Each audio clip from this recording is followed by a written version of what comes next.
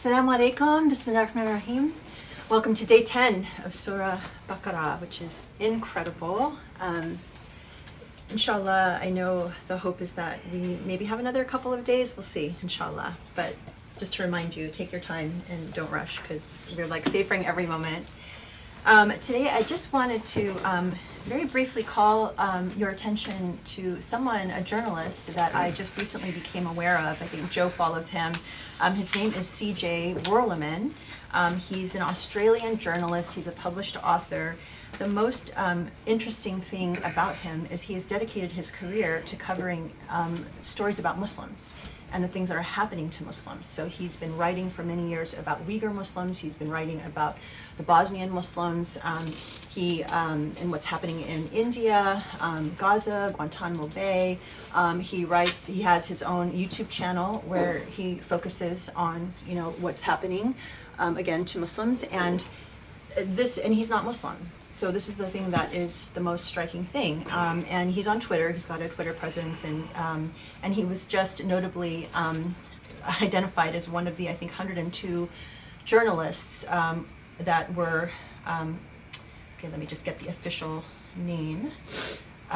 He was charged in India as a terrorist, basically, under their Unlawful Activities and Prevention Act, because he was reporting on what was happening to Muslims in India.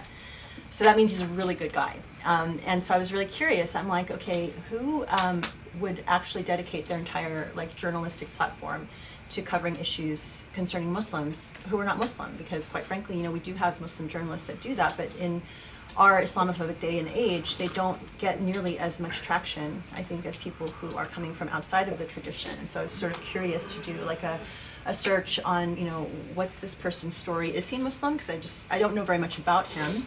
But I know Joe says that his writing is he's been doing this for a while. So he's, definitely got a track record of doing that. But it's very interesting. I did find an article about him where he was really affected by the suicide bombing and terrorist acts in Bali, Indonesia, in the 2000s. And so that sort of led him to become very, I think at that time he was sort of an atheist, or in the new atheist crowd, and became very convinced there must be something in this religion that calls people to terrorism. And so he kind of did a Google level search of what it says in the Quran, and then became a very vocal critic and became basically an Islamophobe, and then eventually wrote a book called I think it's God hates you and so you should hate him back, or something like that. But it was very critical of religious dogma and also very critical of the Bible. And apparently that book was very well received, and so he decided that, okay, he's going to write another book, this time critiquing Islam, and this time he went into research beyond just the Google search, and then discovered that, oh my gosh, there's actually a lot more here, and I was wrong. And he, decided to learn about Prophet Muhammad and the tenets of Islam, and then traveled very widely, which transformed him and made him actually then become a defender of Muslims' rights.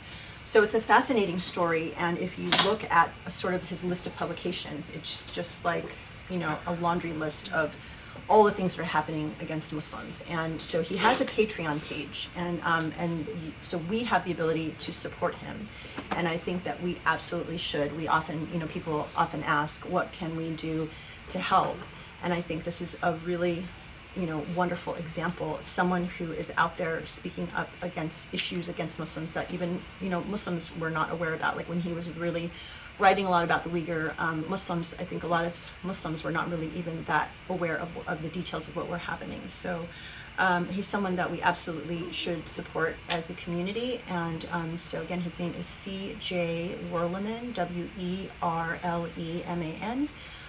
And so just wanted to make sure that he is on your radar, and just to spread the word, because I think media attention to the truth is so important, especially if he is able to be on the radar of the Indian government and now identified as a terrorist. Then that means he's making an impact, and so that's someone we should definitely support.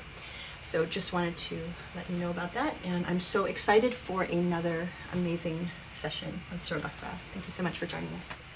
بسم الله الرحمن الرحيم الحمد لله رب العالمين وسبحان الله العلي العظيم اللهم صل وسلم وبارك على محمد وعلى آله وأصحابه وعلى من اتبعه بإحسان إلى يوم الدين. اللهم اشرح لي صدري ويسر لي أمري واحلل عقدة من لساني يفقهوا قولي يا رب. Where we left off with, again in Surah Al-Baqarah, the Quran reacts to an actual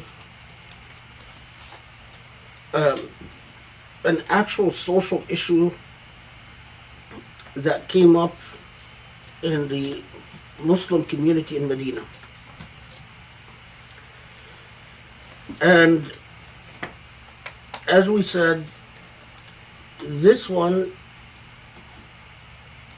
which is often overlooked by Muslims and has been overlooked for very long. All the ayahs often, as we said, Muslim jurists, Muslim scholars spend the time talking about whether it's talking about anal sex or not talking about anal sex. And I don't think that that's what it was talking about at all. It was talking about a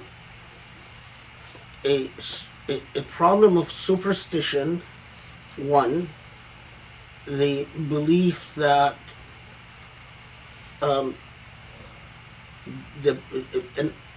basically an unscientific belief that the way the position you take in copulation will make a difference as to whether the child is cross-eyed or not.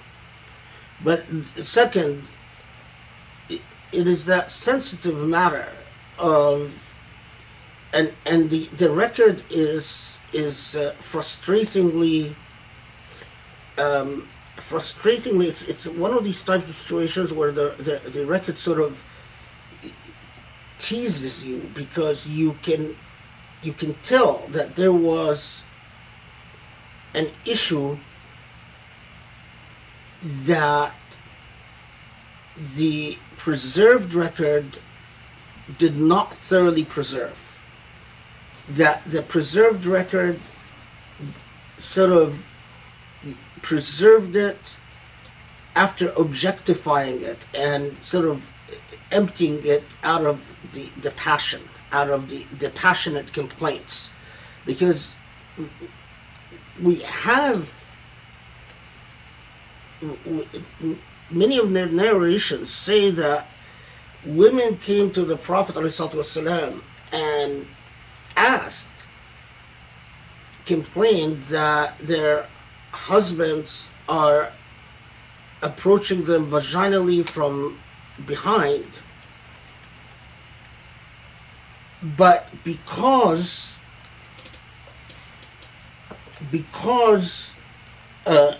the ayah, as I said, it says وَقَدِّمُوا لِأَنفُسِكُمْ. It makes me suspect that their complaint were not just about superstition, but about the lack of romanticism.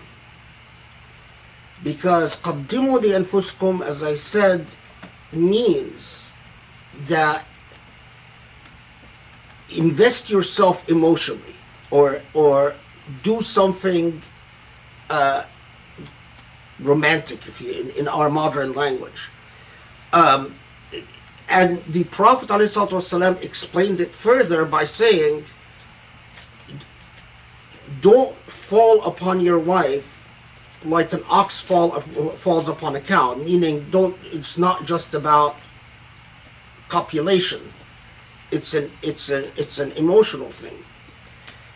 And this is an indication that that there was something beyond just saying to the Prophet, oh, is this position haram? That there was something more there. But as often happens in history, people who write history exercise judgment. They exercise judgment as to what's worth keeping and what's not worth keeping. And quite often, because history was predominantly written by men, without ill will, even if someone had the best intentions, men would naturally exercise a judgment about, well, what's material and what's not material. In anyone that does law knows that, anytime you write the facts of a case, you are deciding what's a material fact to note and what's not a material fact. And anyone that has worked on law will tell you that, you write the facts of a case, and you submit it to a court, and the court notes the facts of a case, and then a client will come and say, oh, but you didn't say this, and you didn't say this, and you didn't say this, and you didn't say this, and then you look at the client and say, but these are not material facts. And there is a huge gap between what are material facts in law and what are material facts for the individual involved in the case, meaning material facts socially.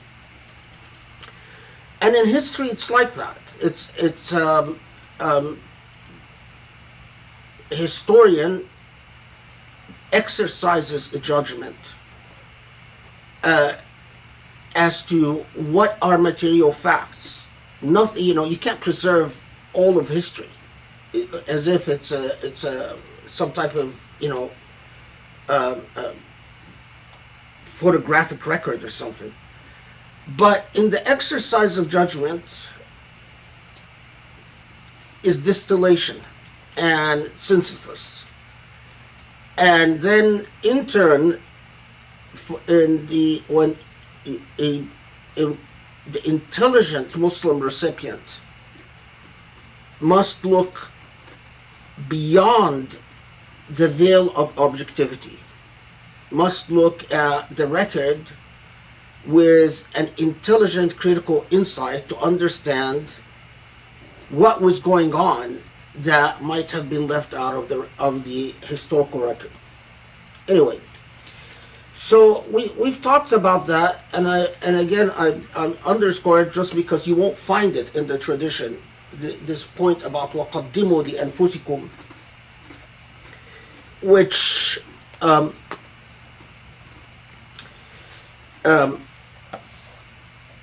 is quite remarkable because it basically says invest in emotional closeness. It's something that we don't teach anywhere. And it's quite remarkable for, again, it's remarkable for a text written 1400 years ago to note something like that. Okay. And then right after that, again, the Quran deals with another real life problem in the midst of what real life Medinian society confronted. Pre-Islamic Arabs would swear often, and they would swear by many different things. Arabic poetry is full of examples of what Arabs used to swear by. Whether they swear by Allat wal Uzza, the idols, the old idols of Mecca, or they would swear by Al-Dahr, by the ages, or by fate, or sometimes they even swear upon death. And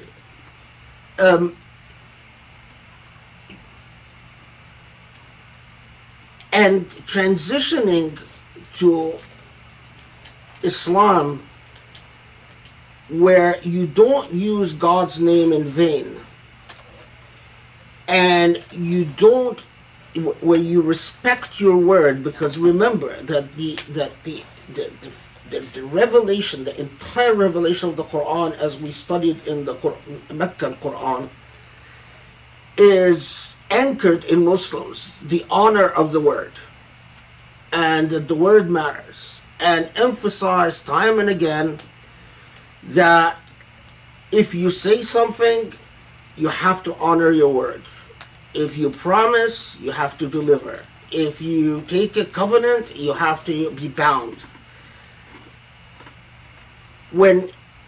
Now, the worst thing is when swearing, especially when swearing by God, becomes basically a signal for lack of honesty. So in other words, people swear by God when they don't intend to keep their word. And it teaches you not to respect your word, and it teaches you not to respect God, because you're swearing by God when in fact you don't intend to honor your word, or when you in fact you are not being truthful and whatnot. And as we will see, pre-Islamic Arabs would often use this process of swearing in their family relations. So they would swear that they would say something like to their wife, "You are now like the back of my mother to me," which was a form of oath, that meaning I will not approach you sexually. Or they would swear by talaq, if you don't do this, then you are talaq, and so on. So Surah Al-Baqarah comes and systematically deals with this, and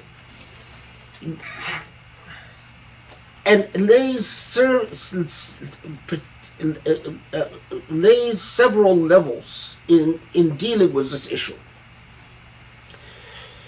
ولا تجعلوا الله عرضة لأيمانكم أن تبروا وتتقوا وتصلحوا بين الناس والله سميع عليم. Now there is a debate about, and it's a grammatical debate about how grammar affects the way we understand this ayah. But I will save you the details, because I think in context the meaning is quite clear. That if your ayman is urda, if you use Allah's name as urda li aymanikum, means you swear in vain. You swear in order to augment your credibility, in order to get people to trust what you're saying, but in fact, it is a situation where you are not worthy of trust and you are not worthy of credibility. What Allah says, that this is thoroughly inconsistent with taqwa and with islah. You cannot have taqwa. You cannot have islah among people. You cannot have either piety or doing good. Why? Because you are using Allah to teach people not to trust Allah. You're saying, by Allah, trust me, but you're not being trustworthy. You're lying. Or you're not being honest. Or you're not intending to keep your promise. So as a result, people will get accustomed to that invocation of Allah's name when people are being dishonest. People will lose the sense of reverence to Allah. So Allah is saying very clearly, you have no taqwa and no islah. No taqwa, no piety, and no good, if this is what you're doing. Subhanallah, in Muslim societies, this is not just in the past. Sadly, although this is in Surah Al-Baqarah, sadly, Muslim societies swear, and this ayah alerts us to something else. The Prophet ﷺ said that those those who use Allah's name, or those who swear by Allah regularly in the speech, are the liars. Because indeed, those who consistently say Wallahi al-Azim this, Wallahi al-Azim this, or they are always calling upon Allah to witness, they are quite often the dishonest ones. And this persists, unfortunately, in Muslim societies. People use Allah's name in vain all the time. People swear when they know they're lying. They swear when they don't intend to keep their word. They have grown accustomed to invoking Allah's name in contexts where it is disrespectful towards Allah, and in turn disrespectful towards their own word, towards reverence towards the word, which we've talked about, the importance of revering the word. SubhanAllah, and this sometimes has profound implications. I mean, Egyptians will know exactly what I'm talking about.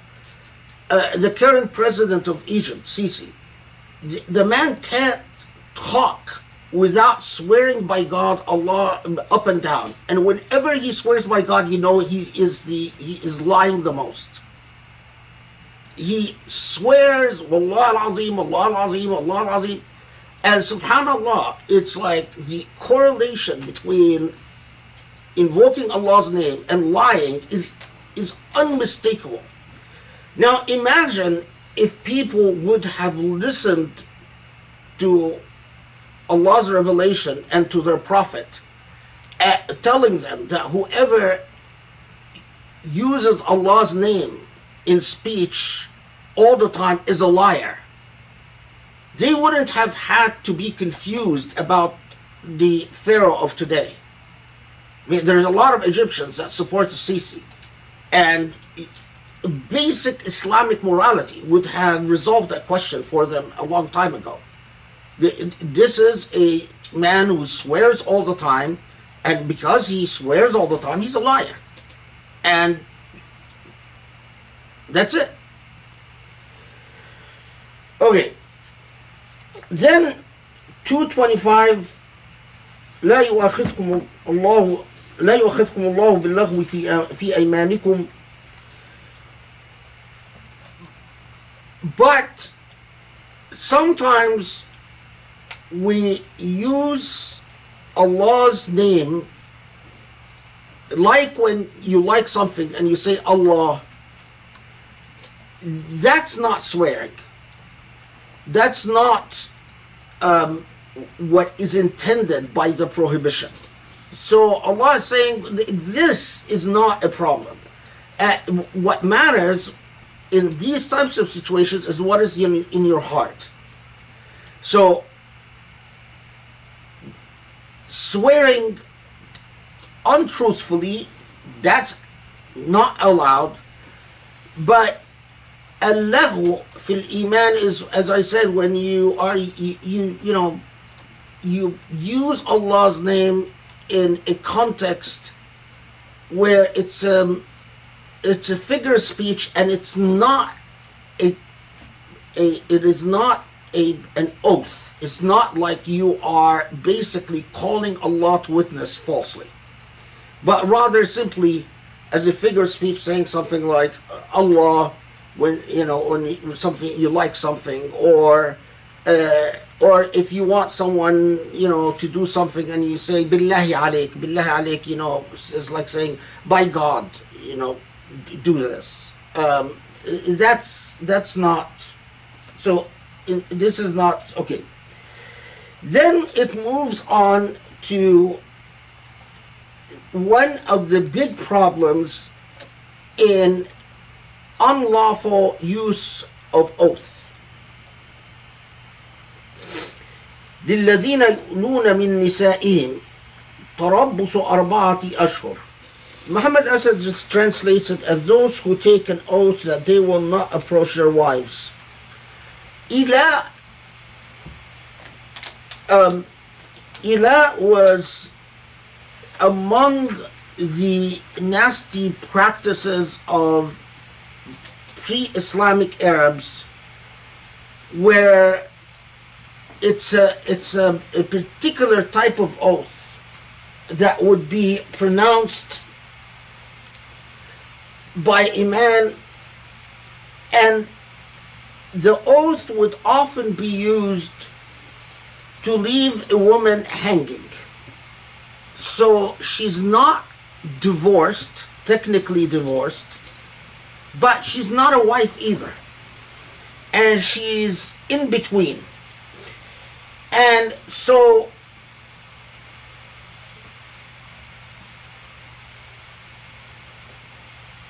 Ila apparently, like Zihar, was so widespread that the party that would often complain, if Ila or Zihar would be considered a divorce, it was women who complained to the Prophet.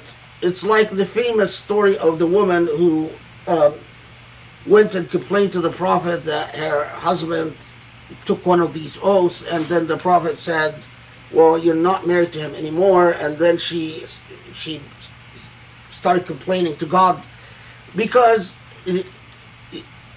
being inside of a marriage in that age was everything for a woman. It was a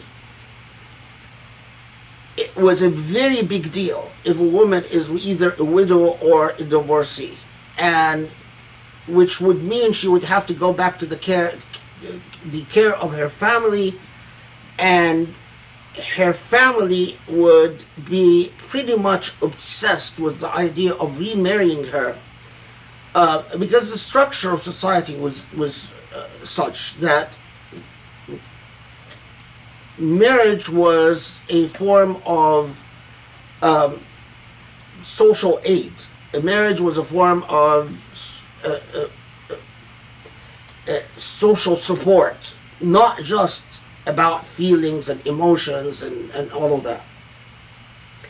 Anyway, so the Quran comes and imposes effectively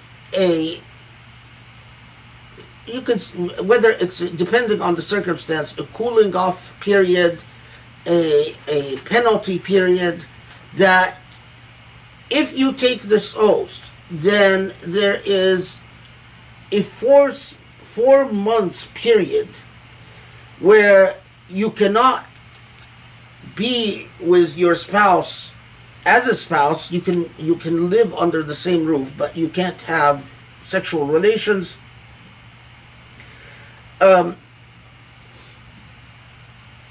But notice, because Islamic law doesn't develop along these lines, but it says, لِلَّذِينَ يُؤْلُونَ مِن نِسَائِهِمْ تَرَبُّصُ أَرْبَعَةِ أَشْهُرٍ. So in Islamic law, it says that basically you just not have sexual relations for 4 months. But تَرَبُّصُ أَرْبَعَةِ أَشْهُرٍ, it's like saying, wait 4 months. فَإِنْ فَاءُوا فَإِنَّ اللَّهَ غَفُورٌ رَحِيمٌ. فَإِنْ فَاءُوا means literally, it's not فَإِنْ فَاءَ, it's not talking to the husband. It's saying that if both of them make up, I think the intention was clear. It's a 4 months period of separation, even if they still living under the same roof, because it would have been considerable hardship if they had to live under separate roofs. But after the 4 months, it's clear, فَإِنْ فَاءُوا, that the Quran, it's like after now you had this timeout period, it's time to rethink the relationship. And it's either you go back, and it's clear from the Sunnah of the Prophet ﷺ that if you go back on the understanding that no more ilah, you can't have that in the relationship, or the horror, or you divorce.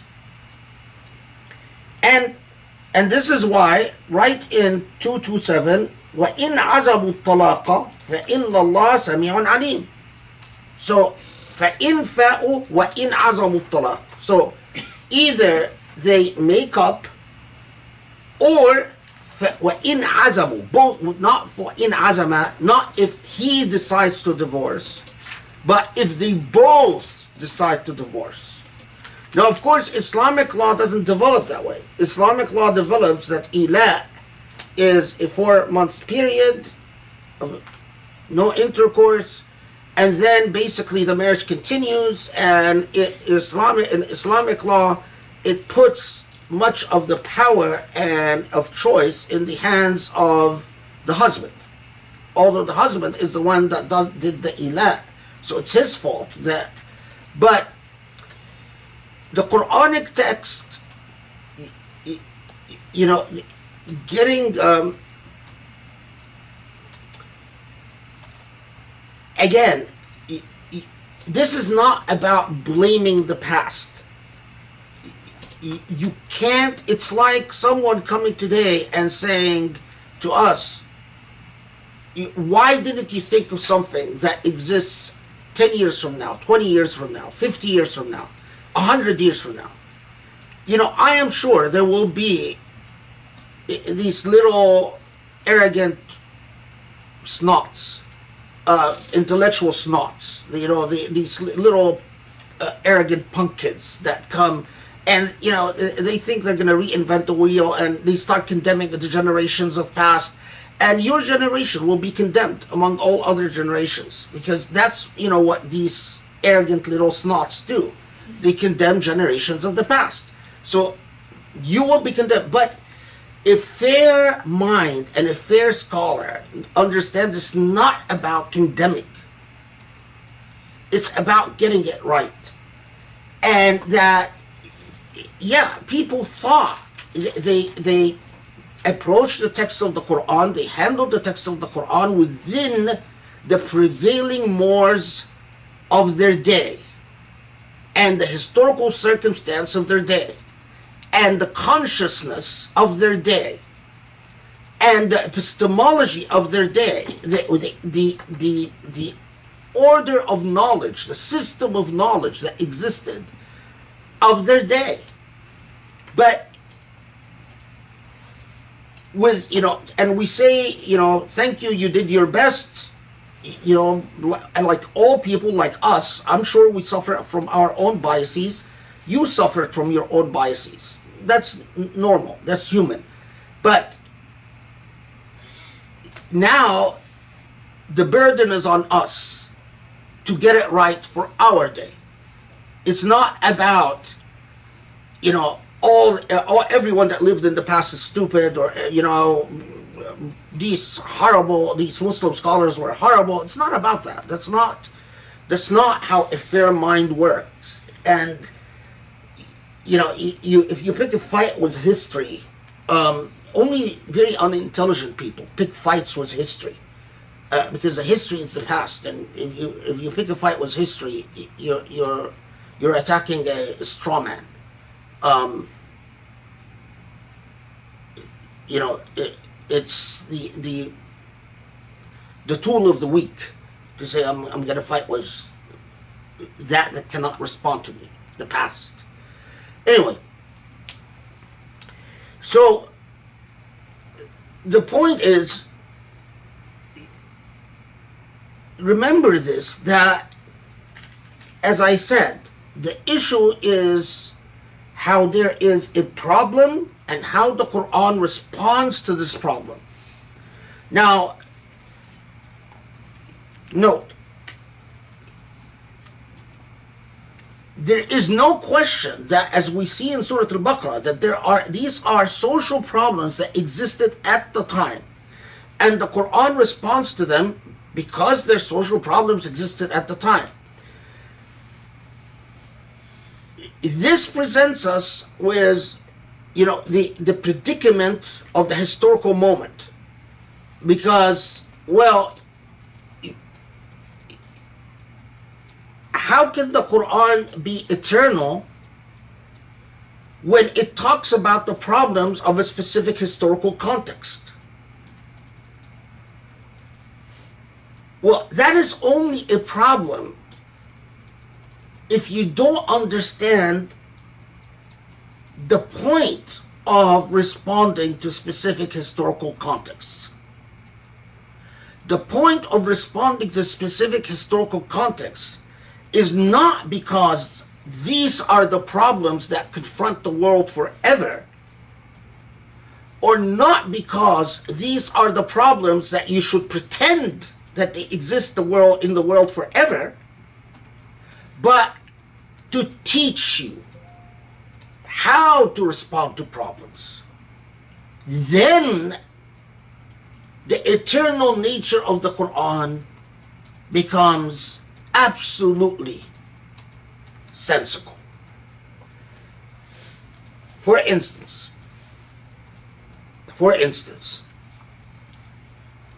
in law school,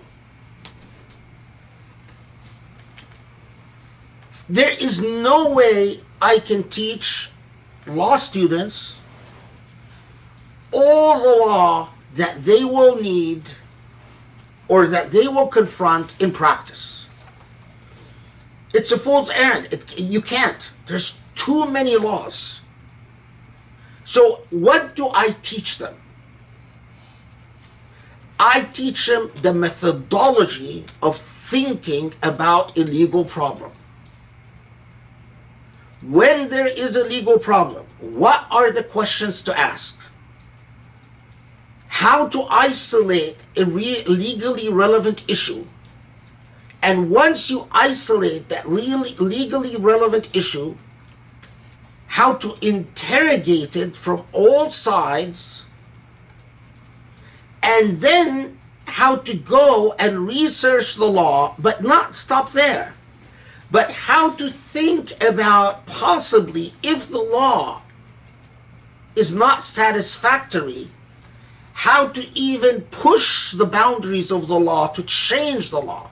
Whether you change it by asking a court to adopt a new doctrine, a new interpretation, whether by asking a regulatory agency to adopt a new rule, or whether even by deciding that you need to work through Congress or through the legislature. And so what you are teaching, otherwise law school would be 30 years instead of 3 years.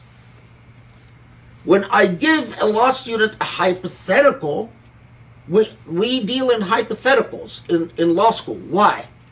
Because the hypotheticals are an illustration of how to think about a problem. A law school textbook, the point is not to memorize what the textbook tells you about this case or that case or this case. No respectable law professor asks students to memorize the cases and their holdings.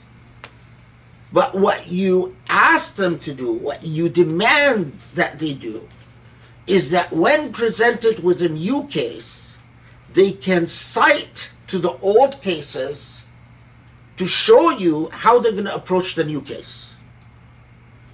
This is precisely the point of... So, why am I saying this? You will find Muslims today that will talk as if ilah is still a social problem. They will sit there and tell you the rules of ilah is this and this and this and this and this, and if you say this and if she says this and then you do this, and who uses ilah today? It's no one.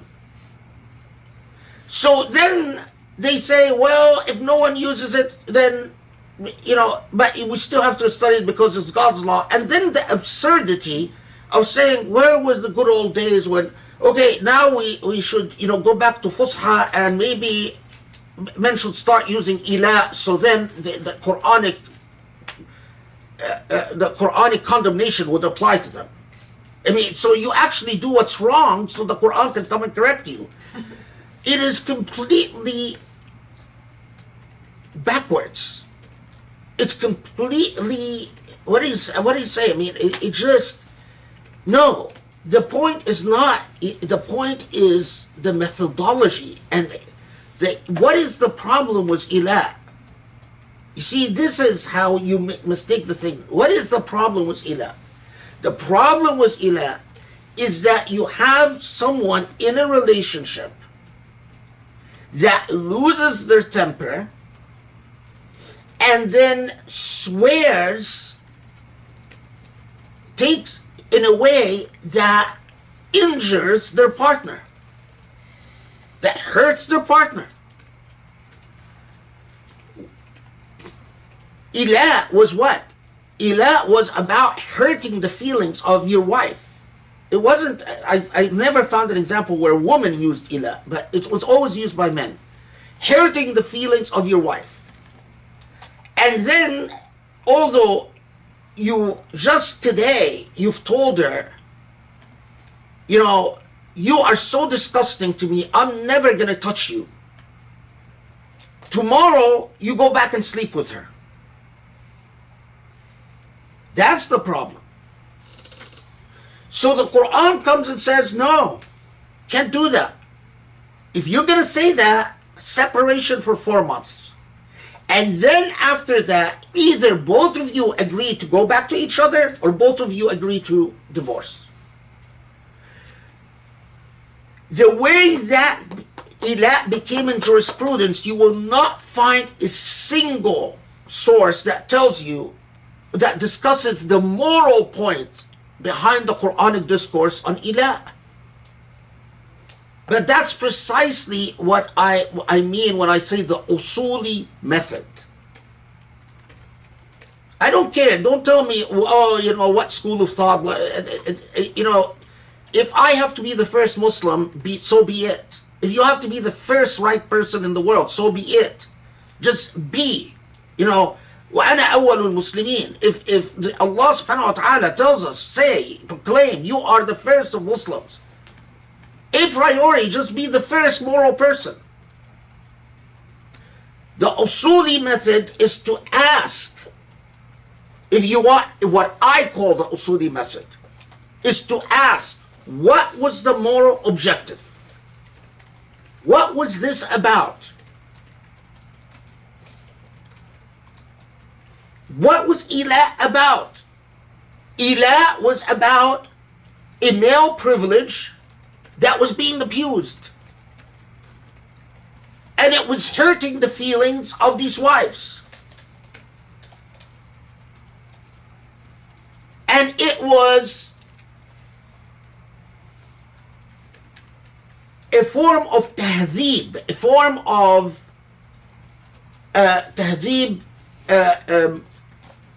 moral education for people.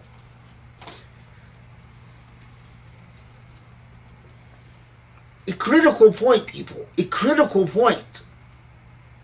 Because if you ask me, the reason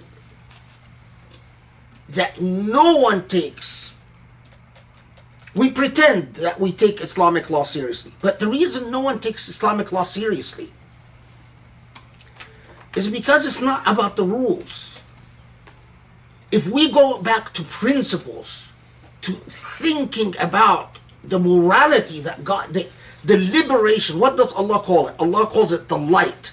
يُخْرِجْكُم مِّنَ الظُّلُمَاتِ إِلَى النُّورِ, to take you out of darkness to light. So by definition, Sharia has to be taking you out of darkness to light. But if you study Sharia and it seems like it's just, I don't understand how this is from darkness to light, then we have a problem. Why is this so difficult? Why is this so revolutionary? I mean, this just seems old, like basic common sense. So of course you notice that 228 then comes and talks about the rule as to what happens when in fact there is divorce, and the 3 menstrual cycles that is the waiting period, and specifically that the tendency for, and which was, there are two things.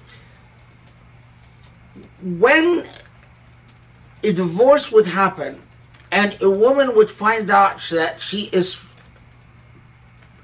possibly pregnant, there was one practice was to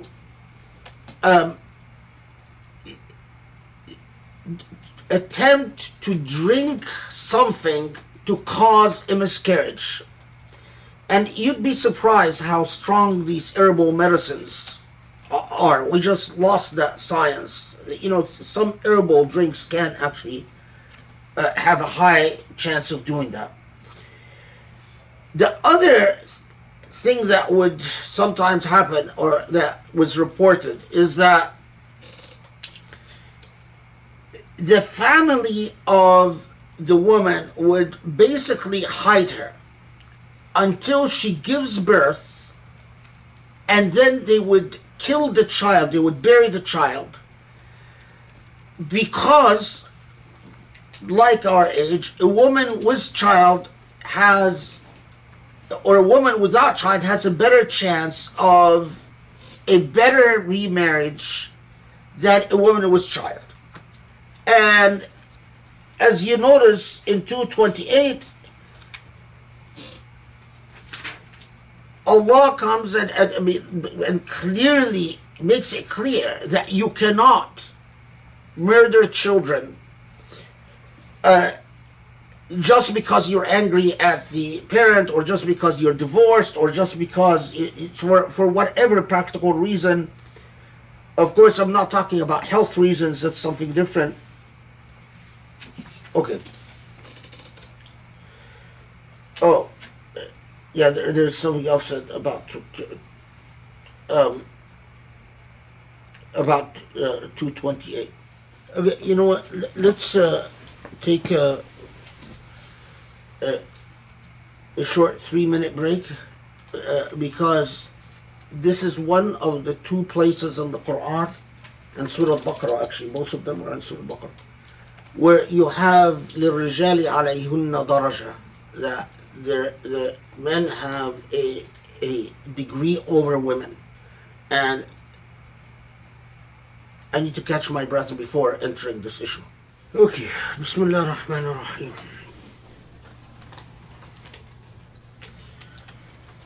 228.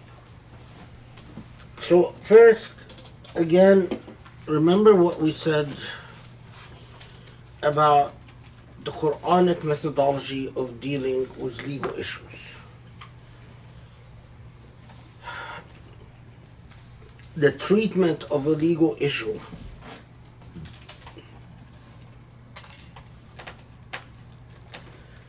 if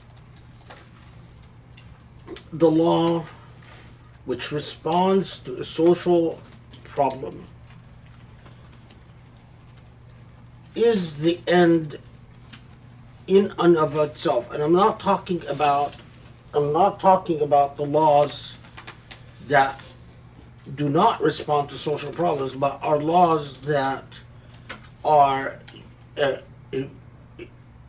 clearly an expression of a prescription that applies regardless of whatever social problem we have, like Salah and Psalm and so on.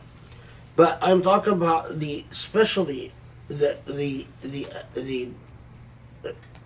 surah starting with Surah Al-Baqarah that address a host of, and in Surah Al-Baqarah this is underscored by يسألونك, they ask you. as if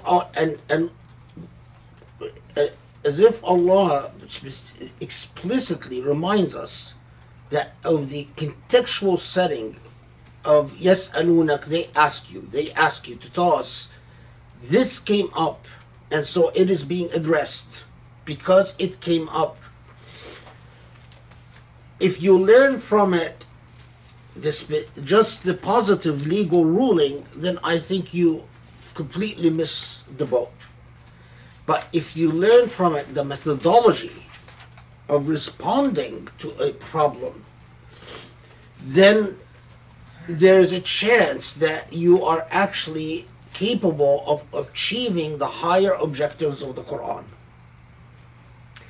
And we gave an example with the problem of ila. And we saw how history can shape our understanding so that once ila, although the text itself says فَإِنْ فَاءُوا وَإِنْ عَزَمُوا الطَّلَاقِ, talking to both husband and wife, if they want to continue, if they want to divorce, the historical context, not surprising at all, gave deference to male privilege and put it all in the hands of the male. Now, why am I saying this? Because I will further undermine my popularity in what I'm going to say next. It's not important to be popular, it's important that you respect yourself when you leave this earth. Okay, so first, it tells us that those who are divorced, there's a 3 month or 3 menstrual cycles waiting period to make sure that there is no pregnancy, and also a cooling off period between husband and wife. Okay, and explicitly وَلَا يَحِلُّ لَهُنَّ أَنْ يَكْتُمْنَ مَا خَلَقَ اللَّهُ فِي أَرْحَامِهِنَّ, meaning that they cannot abort. Okay. وَبُعُولَتُهُنَّ أَحَقُّ بِرَدِّهِنَّ فِي ذَلِكَ إِنْ أَرَادُوا إِصْلَاحًا وَلَهُنَّ مِثْلُ الَّذِي عَلَيْهِنَّ بِالْمَعْرُوفِ وَلِلرِّجَالِ عَلَيْهِنَّ دَرَجَةٌ وَاللَّهُ عَزِيزٌ حَكِيمٌ. Okay, so now, after the waiting period, the Quran, what the ayah says, or what the Quran says, that their وَبُعُولَتُهُنَّ أَحَقُّ بِرَدِّهِنَّ فِي ذَلِكَ. So their husbands have أَحَقُّ means they have a prior right. Not they have the right, but have a prior right to resume the marriage in aradu islaha. Now, in aradu islaha means if they want to reconcile. There is a grammatical point here. When it says if they want to reconcile, is it referring to the men wanting to resume the marriage, or is it saying that if the partners, the husband and wife, want to resume the marriage? It says if they want to reconcile. In Islamic law, again, because of historical circumstance, not to condemn the past, as we said, only stupid people condemn the past. The past is the past. But to understand the past. The deference, the normal deference was to male privilege. And the vast majority of interpreters said that the waiting period, if the husband wants to take the wife back, the husband can take the wife back at will. No new contract and no new dowry. I submit to you that this is not the correct understanding. Their husbands can resume the marriage in aradu islaha if both of them wanted to reconcile. Why does it say their husbands? Because if they want to reconcile, a new contract is not needed and a new dowry is not needed. But what the Quran teaches us about the impermissibility of coercion, here is where morality needs to come in. What the Quran tells us about the impermissibility of coercion. How can the Quran be punishing husbands for saying ila right before it, and then come and say, well, you can divorce your wife and have a 3 month waiting period, and then just take her back whether she wants it or not? A minority of the very early jurists, and unfortunately these were all schools of law that became extinct, a minority pointed that obvious fact and said, no, a wife after these 3 months, although a new contract and a new dowry is not needed, the wife needs to agree to going back. If she doesn't agree, then lam yuridu islaha, then they don't want to reconcile. But the surviving schools, and you'll find this throughout all the surviving schools, said no, the husband just stay, which is again extremely contrary to the basic moral principle of no coercion. How could you, a marital relationship will likely entail sexual relationships, and how can you expect a wife to submit? I mean, that's the most personal thing that a human being agrees to. So how could you expect a wife to submit to something like that she had not actually agreed to? Okay, and this is underscored with وَلَهُنَّ مِثْلُ الَّذِي عَلَيْهِنَّ بِالْمَعْرُوفِ, that this expression, which establishes a basic principle of reciprocity in obligations. Anytime a principle of reciprocity is established in legal obligations, it entails consent. You can't have reciprocity as saying it's tit for tat unless there's consent. So when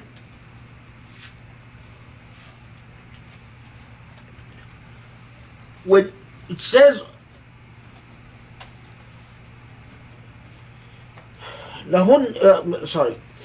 when it says وَلَهُنَّ مِثْلُ الَّذِي عَلَيْهِنَّ بِالْمَعْرُوفِ, according to the principles of justice, the return, the resumption of the marriage cannot be oppressive, which underscores that it's a voluntary presumption. It cannot be oppressive. It cannot be exploitative. It cannot be, and in fact, if we were worried about achieving the morality of the Quran, we would study this phrase as an affirmation of justice and give it expression in so much of. Okay, now وَلِلرِّجَالِ عَلَيْهِنَّ دَرَجَةٌ وَاللَّهُ عَزِيزٌ حَكِيمٌ. So why does it say وَلِلرِّجَالِ عَلَيْهِنَّ دَرْجَةٌ? Well, so many Quranic translations translate, and men have a degree over them. But this is not the only possible translation.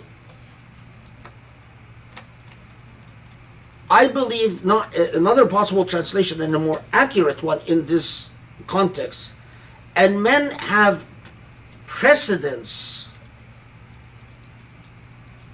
in relation to them. Now, why does it say that? Because this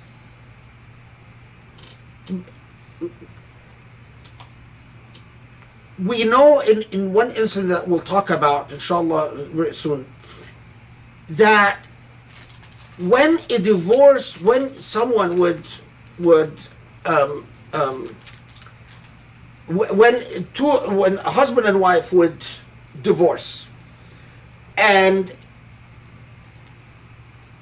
although they would want to resume the marriage, it occurred at the time of the Prophet ﷺ that the family would intervene and say, no, you cannot go back together. And it's in the situations that are reported, it was the family of the woman who would say, even if you want to go back to your husband, you can't. Because how dare he have pronounced divorce? And وَلِلرِّجَالِ عَلَيْهِنَّ دَرَجَةٌ in this situation means that husband, A, has priority. So that's one thing. Meaning that this husband has priority if they want to resume the marriage, then the fact that there's no new contract and no new dowry. But there's another issue. And this is why I said that whatever, it further erode my popularity. There's another issue.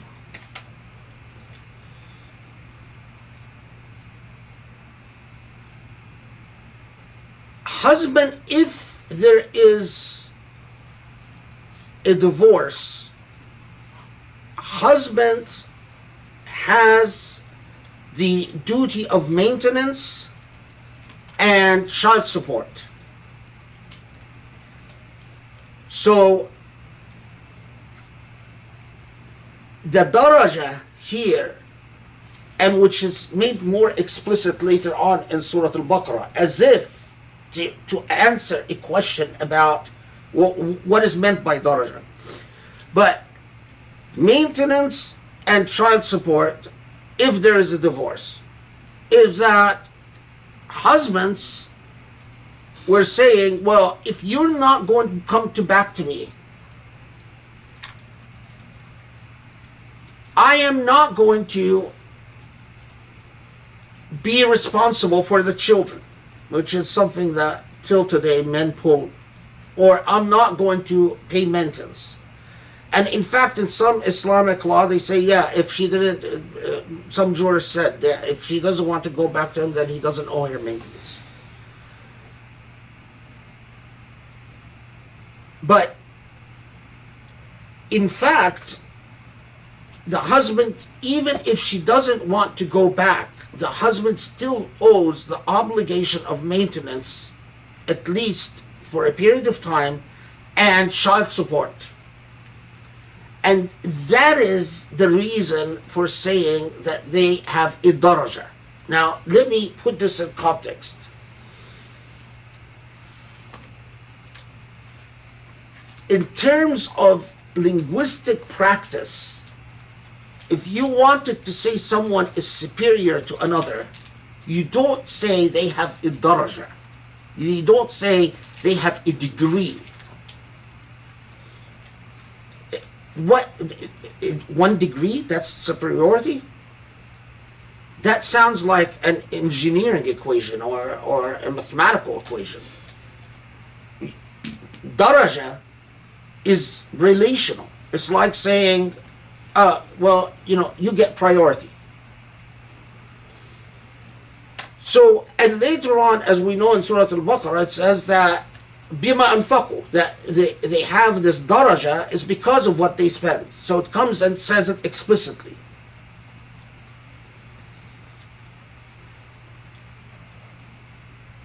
The Quran took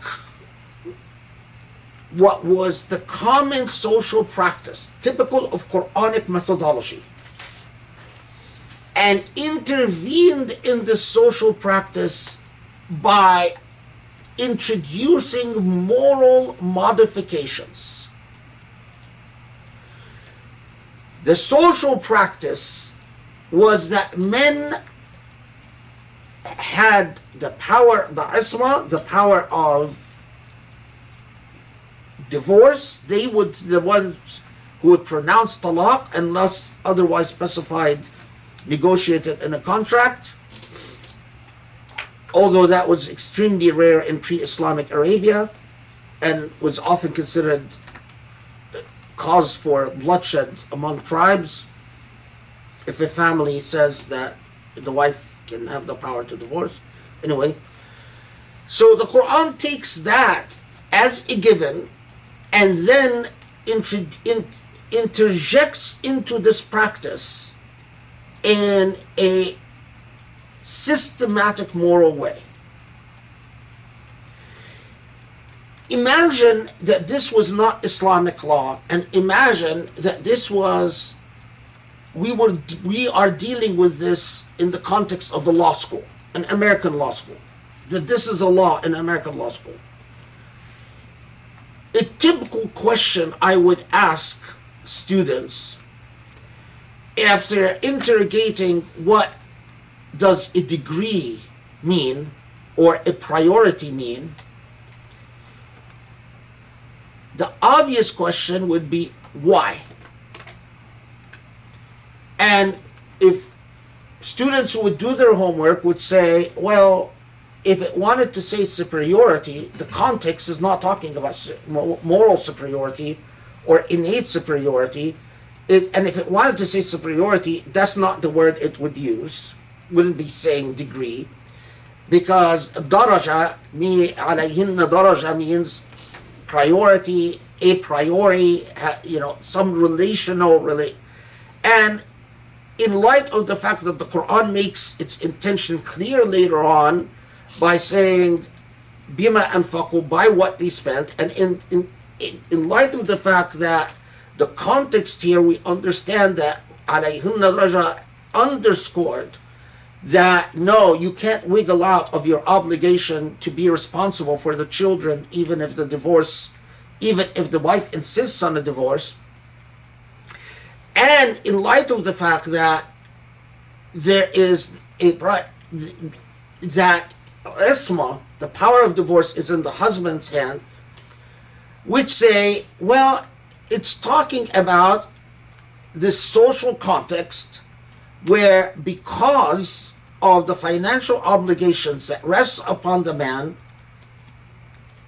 the Quran went along with isma, the power of divorce, being presumptively in the man's hand. Okay, well, the obvious question then becomes, well, what if the man and woman decide, negotiate, we live in a different age, and an age where women get an education, where women pursue jobs, where in many contexts, I've known Muslim families where the father will insist that his teenage daughters go get jobs to help support the family, and still call me a liberal kafir because I dare say anything that they considered. Anyway, I mean, if you want to talk about radical things, to tell your daughters go get a jobs and help support the family, that's the really radical thing. And what if we exist in a situation where the man and wife they agree to be jointly responsible for the finances and jointly responsible for the support of the children, so that the presumptions that exist of obligation upon men no longer exist and are modified by agreement? Does the isma still rest presumptively with the man? Does the power of divorce still rest presumptively with the man? And my answer is, and I know this is no. If you understand the Quranic approach to law, it did not memorialize practices in order to preserve them. It responded to a reality, inviting us to reflect and analyze the morality of its response. And the morality of the Quranic response teaches me that marital relationships are based on sakina, tranquility, repose, based on consent, based on tarahum, mercy, compassion, and that this issue of this issue of endorsement of an existing social practice was at the time consistent with the principles of sakina and tarahum and consent. But in a different day and age, we should be free to vary it, because there is nothing in the Quran that explicitly says, and the power of divorce should be held by the man. It just assumes it because that's what existed.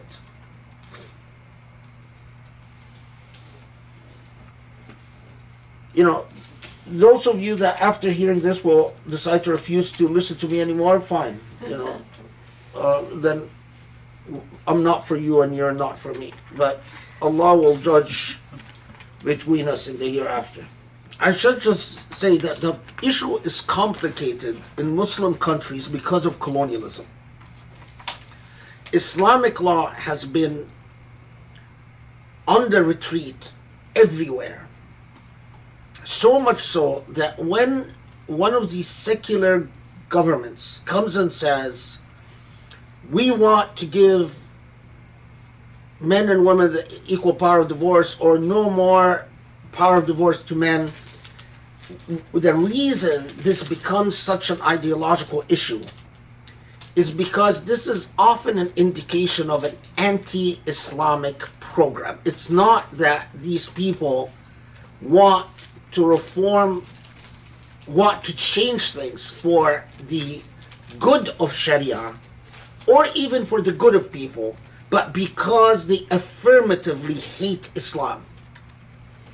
And they want to de-Islamize society.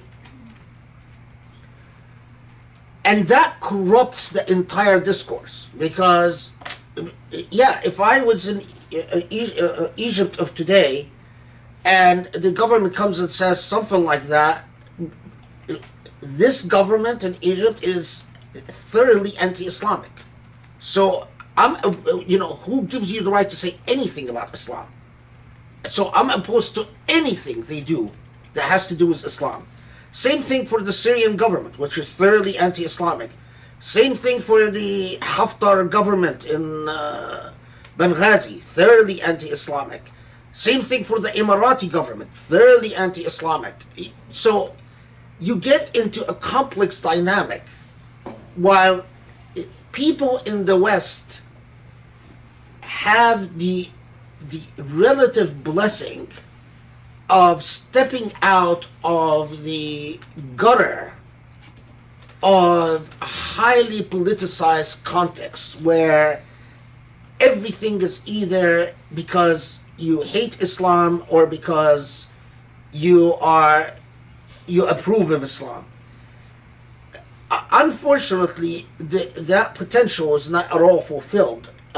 Because most Muslims in the academia, they themselves become very anti-Islamic, and they themselves become completely brainwashed, and it's as if they're there to flagellate the Islamic tradition, to ostracize and condemn and shame and deconstruct the Islamic tradition. While in truth, the Islamic tradition, compared to other human traditions, is vastly forward-thinking. But it's a human tradition. It's a human tradition. You want to compare Islamic law of the 14th century to Christian law of the 14th century? No comparison. Islamic law was far more advanced, but you can't compare a law that gets amended every year responding to actual social problems to a law that hasn't been amended in hundreds of years because it is no longer responsive to actual problems. What you can do is you can train people to think and understand and study the morality of the Quran and understand the morality that this law was serving and propelling.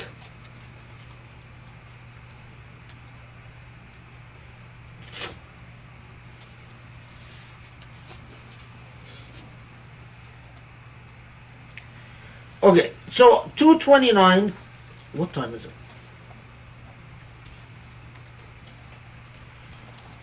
229, notice, then it says, well, you can do this 2 times. فَإِمْسَاكٌ بِمَعْرُوفٍ أَوْ تَسْرِيحٌ بِإِحْسَانٍ. We don't pause and stop. فَإِمْسَاكٌ بِمَعْرُوفٍ. So if you're going to continue living together, if you're going to continue a marriage, it has to be per ma'ruf. Ma'ruf, kindness and goodness. In other words, if this is a toxic relationship, then no. You can't sit in a hateful relationship and, mess up your children and say, well, what am I going to do? This is my fate. فَإِمْسَاكٌ بِمَعْرُوفٍ. Either you live together in ma'ruf, not in toxicity, not in traumatizing your children, not in fighting every day and yelling at each other, and you screw up your children for life and they grow up to be drug addicts and so on. It has to be in ma'ruf, in repose, in tranquility, in kindness, in goodness. أو تسريح بإحسان. Now again, or if there is a divorce, it has to be according to ihsan. And remember, what is ihsan? Beautiful goodness. I had the misfortune in life of dealing with a lot of Muslims they don't come to me usually when they want to get married. I haven't done too many marriages in my life.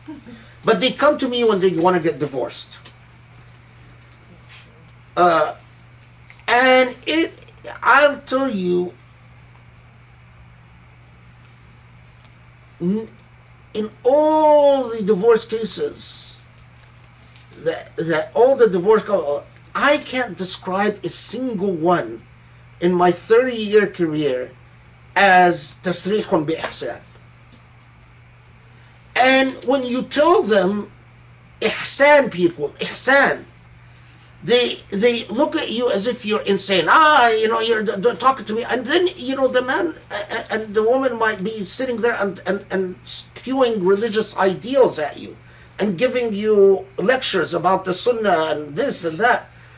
But when Allah says tasrihun bi ihsan, Allah means it. If you're going to separate, you have to separate beautifully. You have to make the effort to separate beautifully, not hatefully, not hurtfully. The thing that you hear the most often from men in divorces, I'm gonna, I've lived my life sacrificing, now it's time for me to take care, and she can do whatever she wants. And the thing that you often hear from women is, I'm going to destroy him and make sure that it's completely destroyed after I've left him. That's not ihsan. Two things. The rest, this is just the rest of 29. 229. So, the principle is that in a divorce, you cannot tell the wife, give me back what I've given you. Now, in Islamic law, Muslim jurists read this to apply to the dowry specifically. But it really applies to everything.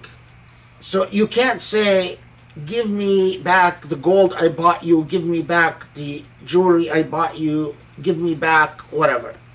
Which, especially among rich people, I've seen when a woman has married a very, a rich, wealthy man. Often I've seen that, where he'll say, oh, I've given you this, and which, although it's clearly contrary to what the Quran says, that what was given in a marriage is given. And in my opinion, that also it applies the other way too. The wife can't say to a husband, well, I bought you this. It is a principle that, if you're going to separate in a beautifully good way,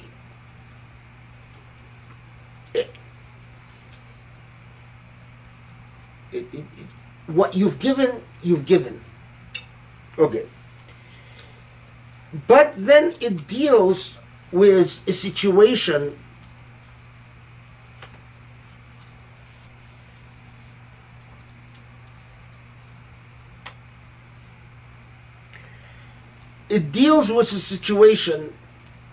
in which precisely we've entered into an acrimonious relationship, into a hostile relationship where they're fighting over property, and because of the fights over property,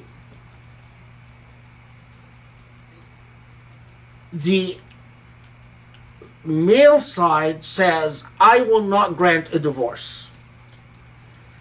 And here is the first Quranic pronouncement in what becomes later on al-khula, the Islamic procedure of khula, where in light of the fact that the husband has the isma, and as we said, in my opinion, it doesn't mean that the husband should have the isma. It just means that if the husband have the isma, and we end up in a situation where, in fact, it has become a toxic relationship, where, and the expression here is remarkable.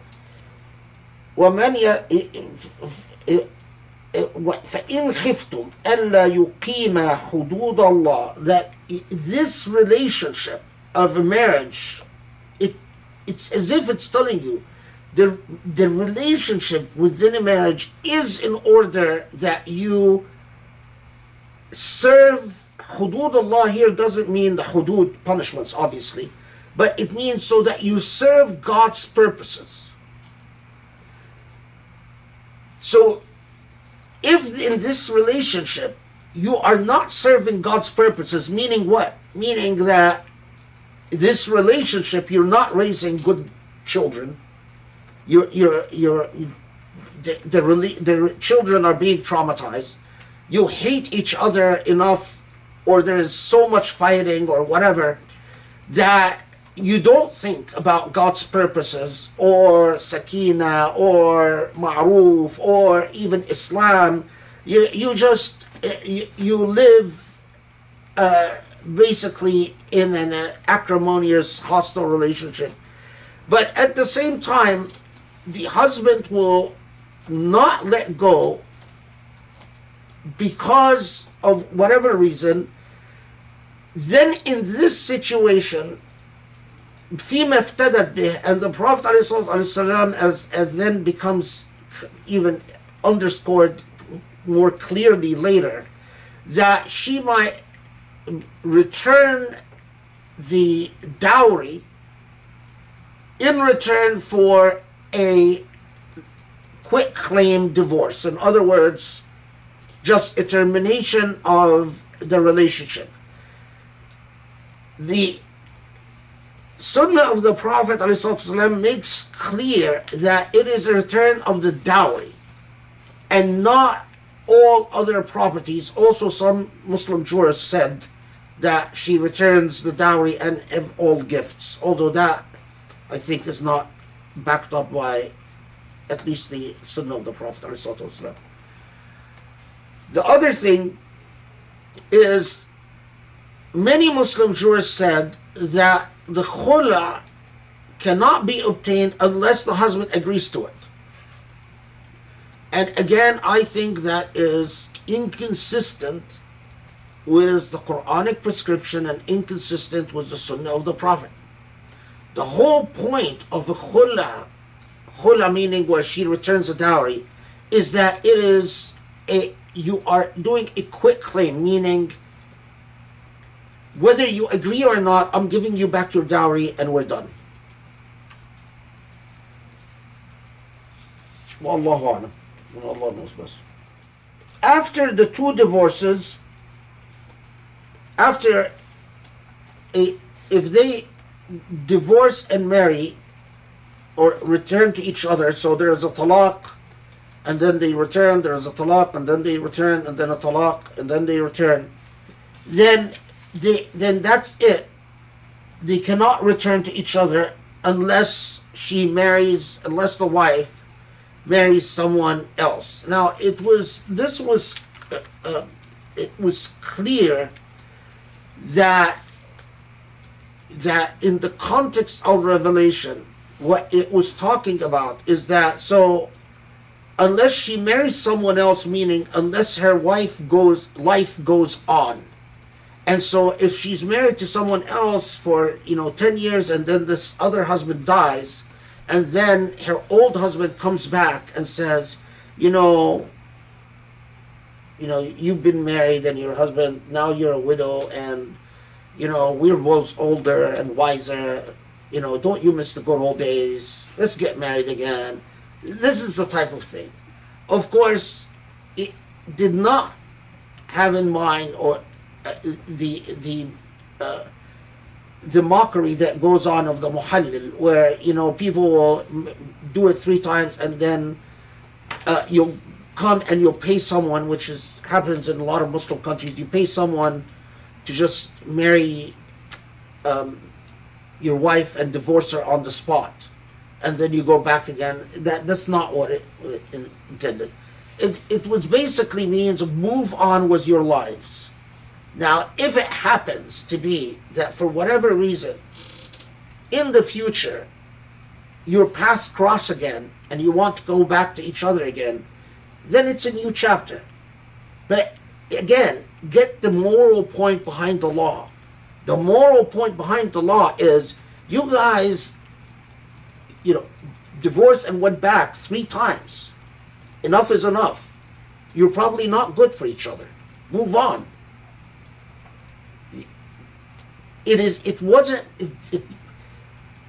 That's the point.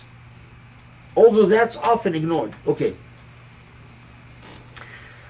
وإذا طلقتم النساء فبلغن أجلهن فامسكوهن بمعروف أو سرحوهن بمعروف ولا تمسكوهن ضرارا لتعتدوا ومن يفعل ذلك فقد ظلم نفسه ولا تتخذوا آيات الله هزوا واذكروا نعمة الله عليكم وما أنزل عليكم من الكتاب والحكمة يعظكم به واتقوا الله واعلموا أن الله بكل شيء عليم. Now notice this 231 is important because I'll show you a few things.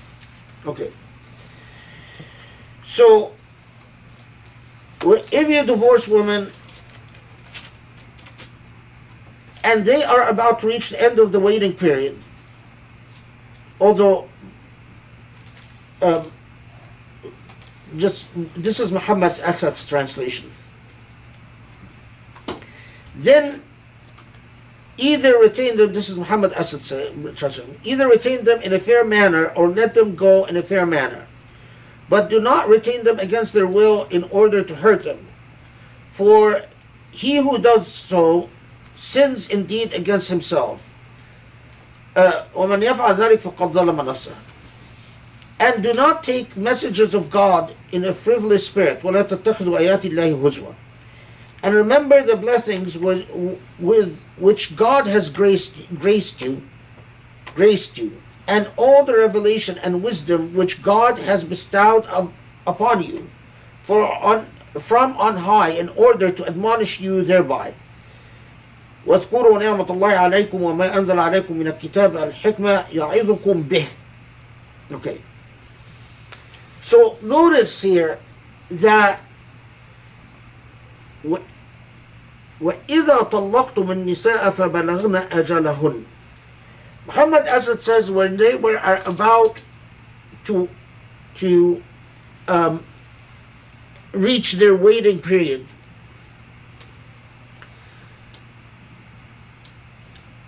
I don't think idiomatically it doesn't necessarily mean that they are about to reach the end of their waiting period. But if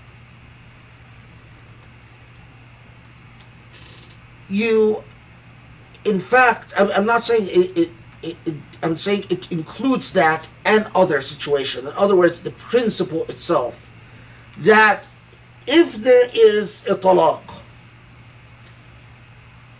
under no circumstance can you retain this wife as a mu'allaqa. And mu'allaqa means that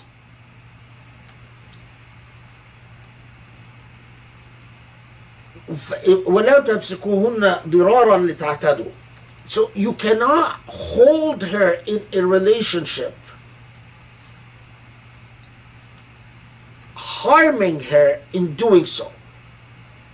So you can't say, I'm just, as often happens, especially among, and I've seen it again in many of the, unfortunately, of the couples that I've talked about, where the husband will say, you know what, I'm just gonna keep you. I'm not gonna divorce you, and I'm not going to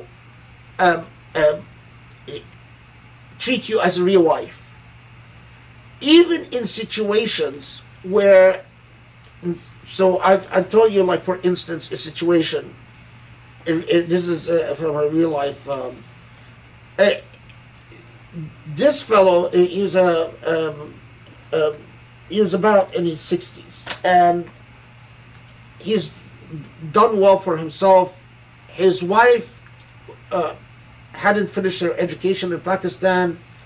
Ever since she came to the U.S., she's been a housewife, a mother, has no employment history.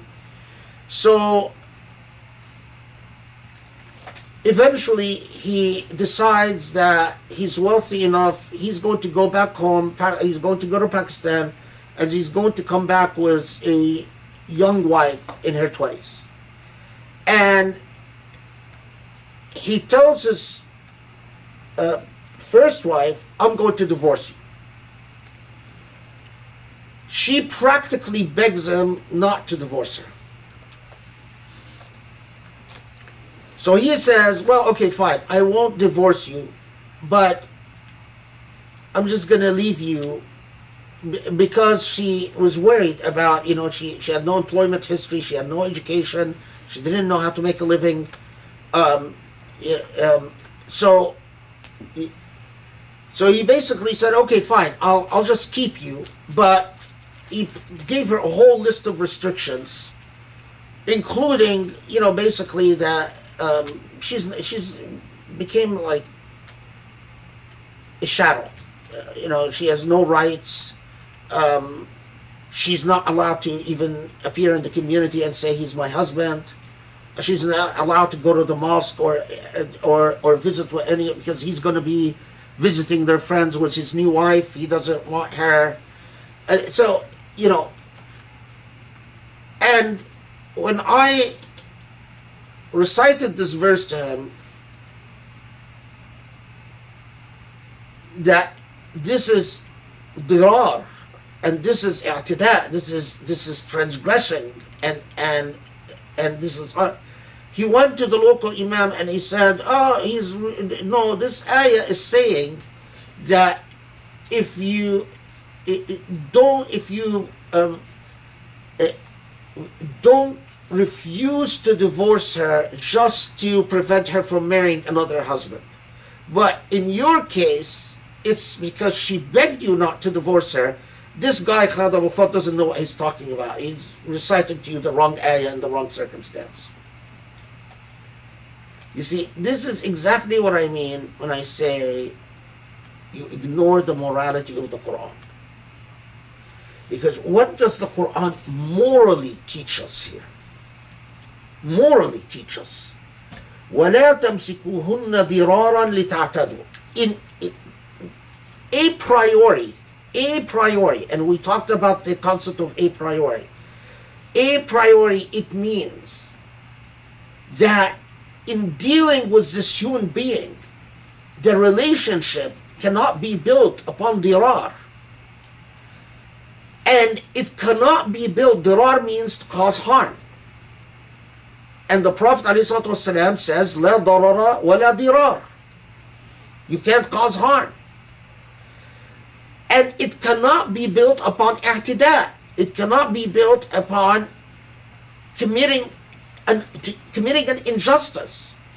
But look at the emphasis here. And if you do that, then you've been unjust. And unjust to, and look at the eloquence of the Quran, unjust to yourself. You might think that you're being unjust to the other human being, but their reward is with Allah. But the person you've doomed is you. And then comes the emphasis. وَلَا تَتَّخِذُوا آيَاتِ اللَّهِ هُزْوًا. Don't muck around. Don't fool around with Allah's prescriptions as if Allah knows that we're going to confront a situation where this imam tells this guy, no, this doesn't apply, and Khadam Fad doesn't know what he's talking about. So the emphasis here is like, be vigilant Because I know you guys are going to start using legal loopholes to get around the issue. And a third emphasis, وَاذْكُرُوا نِعْمَةَ اللَّهِ عَلَيْكُمْ وَمَا أَنزَلَ عَلَيْكُمْ مِنَ الكِّتَابِ وَالْحِكْمَةِ يَعِظُكُمْ بِهِ. And Allah reminds you that this is hikmah, this is wisdom. What is the wisdom?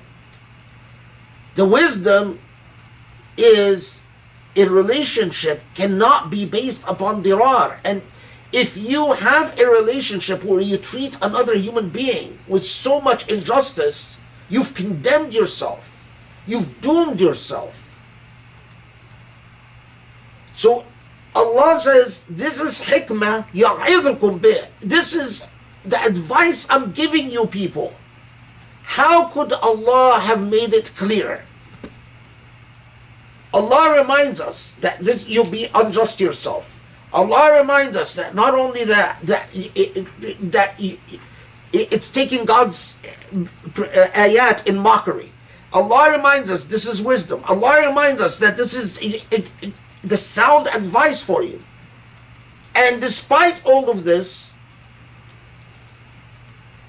how many times, including, I mean, all these stories that I've read recently about, these older men who are 60, 70 years old, they go and they take a little girl that is 9, 12 years old from her family, grab her, marry her, and do whatever with her until they're How is that not dirar?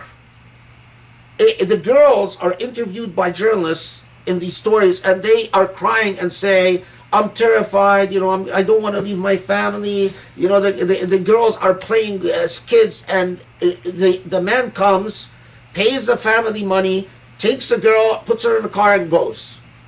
How is that dirar? And how is that not i'tidaa? You see, language needs to talk to moral people. If you speak to a donkey, the donkey will answer you by donkey sounds. The donkey responds in donkey sounds. So you can't go to an immoral human being and tell them don't transgress and you get a response. The Quran needs a moral audience. But I will tell you, the Quran needs an educated audience, needs an intelligent audience, needs an audience that actually uses its brain. If you're like this imam and you don't want to use your brain, the Quran does nothing for you. Khalas. Then we should all go home. Now, this ayah, there was an occasion for revelation for this ayah, in that, again, that a woman went to the Prophet ﷺ and said, my husband has gotten mad at me, and he said, you're divorced. And then he told me, you know what? I go back on my divorce. I'm not going to let you go. I'm going to leave you as a mu'allaqa, just hanging. I'm going to marry another woman, and I'm not going to treat you as a wife, and I'm not going to treat you and I'm not going to let you go so you can marry another person. As a response, this ayah was revealed. And upon receiving this ayah, the man took that. The Prophet ﷺ didn't the man take that. The Prophet ﷺ ordered the man to divorce her. So that then she, Now, although this precedent, with this ayah, you can unpack the morality of the situation, the moral lessons of the situations. As I said, the way it was treated was in a highly legalistic way. Because the male consciousness studying this ayah wanted to answer the very narrow question of, well, if you say talaq and it's during the 3 months waiting period and you change your mind, shouldn't you just be able to resume your marriage, whether she wants it or not? And this ayah is irrelevant to this type of situation. Well, okay, how about if you tell your wife, I hate you and I'm just going to treat you like a piece of furniture, but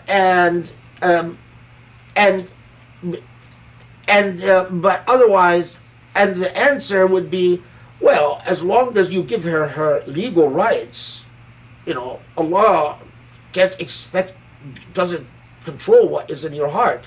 Wrong. The issue is not legal rights. The issue is a moral situation, ethical situation. Similarly, what if I told her, okay, I'm just going to leave you like a piece of furniture and I'm going to take a second wife? You go to, again, legally, you say, well, as long as you treat both wives equally. But, and this is, I'm telling you, I had, again, another case of a guy who married 2 wives, and then he came and, the imam told him, and as long as you treat them equally. And so his wife was complaining, his first wife was complaining, and then I told him, it is impossible to treat them equally, and especially one of them is much older than the other, and you're excited about the new wife, and you yourself keep saying how you can't stand your old wife. So so he went to the same imam, and imam said, "La yukallifu Allahu nafsan illa wus'aha." Allah doesn't ask you to bear more than you can, so just do your best. Yani, again, the the Quran, if the Quran speaks to a donkey, the donkey will still respond as a donkey. The Quran can't transform a donkey into a prince. Okay, I need a break.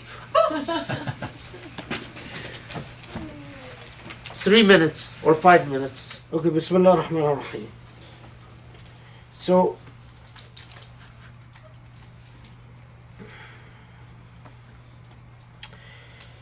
(232) وإذا طلقتم النساء فبلغن أجلهن فلا تعضلوهن أن ينكحن أزواجهن إن تراضوا بينهن بالمعروف ذلك يوعظ به من كان منكم يؤمن بالله واليوم الآخر ذلكم أزكى لكم وأطهر والله يعلم وأنتم لا تعلمون. So 232, that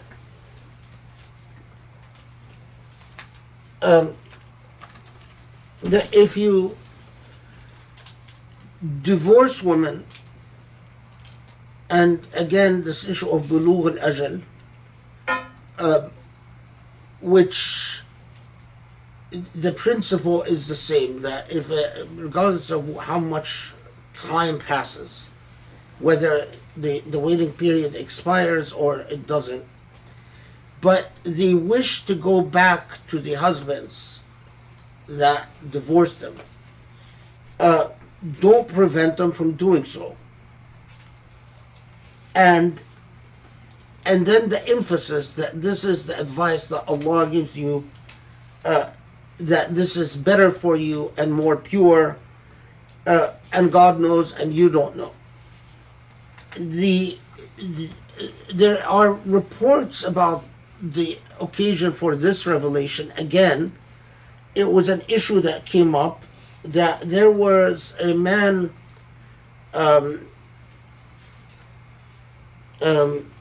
his name was Maqil, I believe. Anyway, so Maqil, his sister married a man, and this man eventually divorces his sister. And in most reports, the waiting period had expired. In some reports, the waiting period had not expired. But anyway, so then the sister and her husband want to go back together, and Muqil, the brother, forbids his sister from going back to the husband and says to her husband, you've insulted me and my family. I marry my sister to you and you divorce her. This is an insult that we will never forget. I will never let her go back to you. And so the sister goes and complains to the Prophet ﷺ.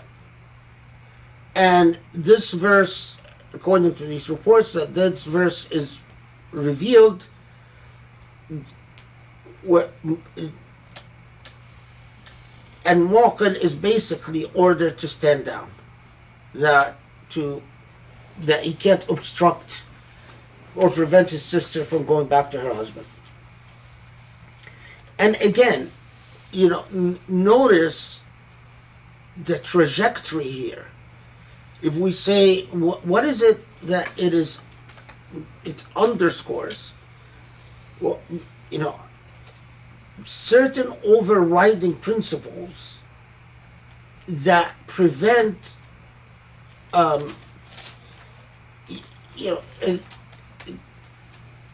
that prevent coercion, exploitation, injustice, one party abusing another. And that's the moral trajectory that you consistently find in the Quranic treatment. Okay. 233, I think it's fairly self-explanatory. The one thing I'll say is that in the Islamic jurisprudential tradition, so the husband has the obligation of maintenance, and temporary maintenance or temporary spousal support and permanent child support, as long as these children are children. Okay. But in Islamic law, one of the very interesting things that tells you the difference in societal circumstance and context is that what if the husband doesn't have money and is unable to support to pay for the maintenance of the ex-wife? If the husband truly doesn't have money, then the obligation for support upon the ex-wife is upon her family. And then if her family doesn't have money, then upon Jama'at al-Muslimin. Jama'at al-Muslimin means the collectivity of Muslims, means a public right. So then there is a public obligation to fill in the gap. What if the husband can't support the children? And in Islamic law, you'll find repeatedly it says the obligation then is upon Jama'at al-Muslimin. And there is a disagreement as to whether if the husband doesn't have money, whether they go to the family first, and then if the family doesn't have money, then it becomes a public obligation or not. But this is important to understand something about of course, back then you didn't have social welfare system, you didn't have social security. You often didn't even have a complete registry of people born, people who died, a complete registry of people who married. The one of the the introductions of the in the Islamic civilization, there's evidence that it started with in the Umayyad Empire, but most authorities say that it was really perfected during the Abbasid Empire, is the introduction of sijillat, of public registers, where they actually, the state tries to register marriages, birth, marriages, death, but even at the height of maintaining registries, the registries were maintained in urban centers. The registries were never successful in extending to rural areas. So what filled in the gap is that there were concentric circles of responsibility. This is why ansab were very important. This is why your lineage was really important. That, people would memorize your whole line of relatives to clearly know, what's your tribe, what's your clan, who are the various circles you belong to. And it was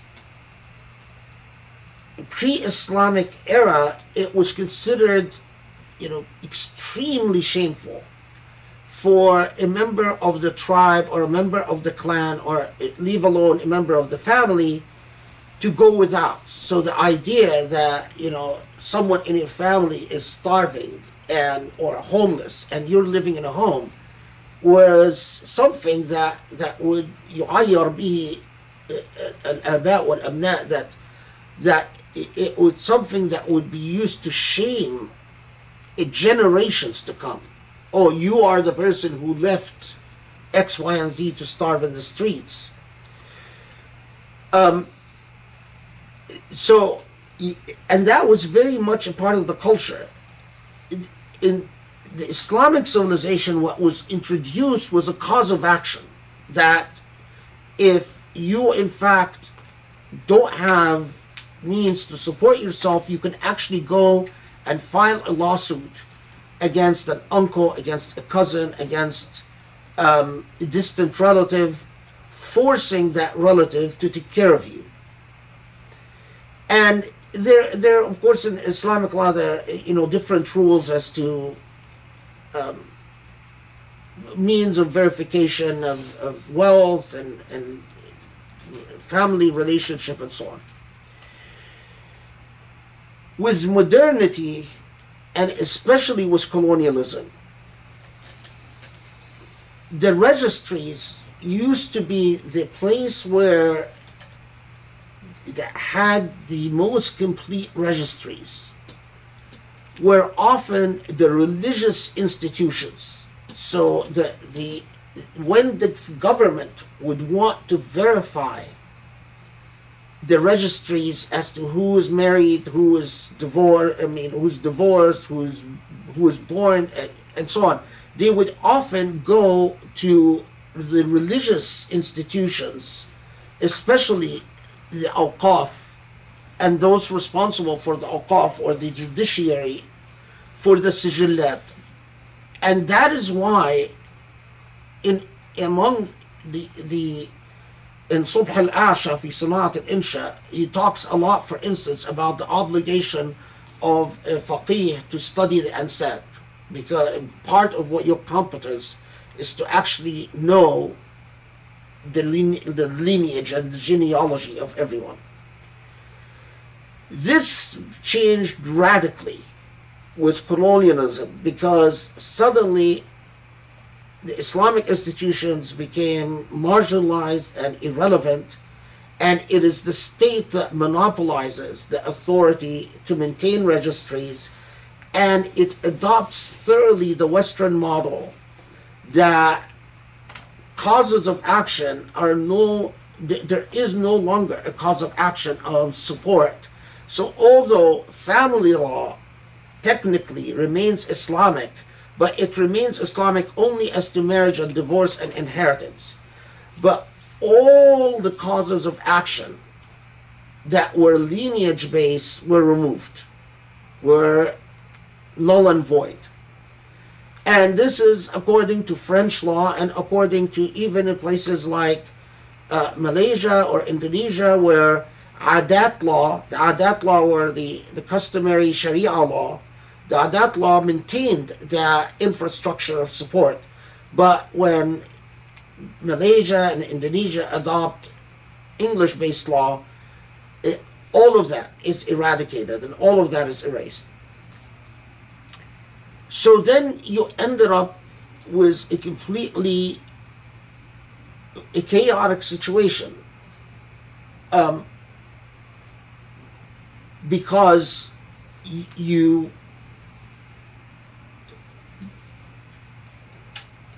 are then talking about, then you have half the law or only parts of the law, but when the law fails, it becomes extremely noticeable because there is no social network. The idea of the unaffiliated modern person, especially in urban centers, became a very real phenomenon in Muslim countries. The uprooted human being, the human being that would marry and then suddenly they're disconnected from their family, they are standing alone. And because Islamic law was treated ideologically, not ethically, you will not find, and I've surveyed Islamic publications, in the languages that I read. But I don't read Urdu, so I don't know about Urdu. But nothing has been written about that. It's just been it's one place where. Why do I talk about this? Because when you look at something like 232, when it's talking about the obligation of maintenance, so you find in school after school after school, when they talk about spousal support, they'll have these discussions about spousal support up to 2 years, up to 3 years, up to 6 months, depending on the school of thought you're talking about and so on. And I've confronted a real life situation quite often where Muslim couples will come to me and say something like, we want to follow Sharia law and in our divorce. And so tell us what the Sharia law mandate. Rule according to Sharia law. And then you tell them what you mean Sharia law. By Sharia law, what is found in fiqh books, in the madhab. So if you're Hanafis, I'll tell you what Hanafi law says. If you're Shafi'is, I'll tell you what Shafi'i law says. Or do you mean a contemporaneous interpretation of Sharia law? And most of the time, the vast majority of the time, what I get is, no, we don't want an interpretation, astaghfirullah, keep your liberal ideas away from us, you zindiq, give us just what the Islamic law schools say. Okay, so you tell them, and it is woefully unfair to, especially a woman that has no means of support. I mean, or has lived in the United States for 20, 30 years, she can't go back home, she has no, or even if she has relatives, how many brothers are willing to just take care of their sisters now? It's different. And what happened quite often is that at this point, either you have women who say, okay, well, this is the will of Allah, although I told them that, I don't believe that that's Allah's will. No, we don't want your interpretations. Okay, fine. So this is what Abu Hanifa said, I want what Abu Hanifa said, and it's extremely unfair. Or, and this has happened a lot,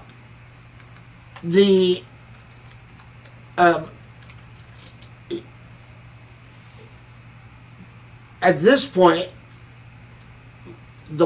usually it's the female, of course, who's being treated unfairly, will say, okay, forget Sharia, I want to go to court. I'm hiring a lawyer and we're going to fight it out in court. And, of course, it's, I don't know what to tell you. It just,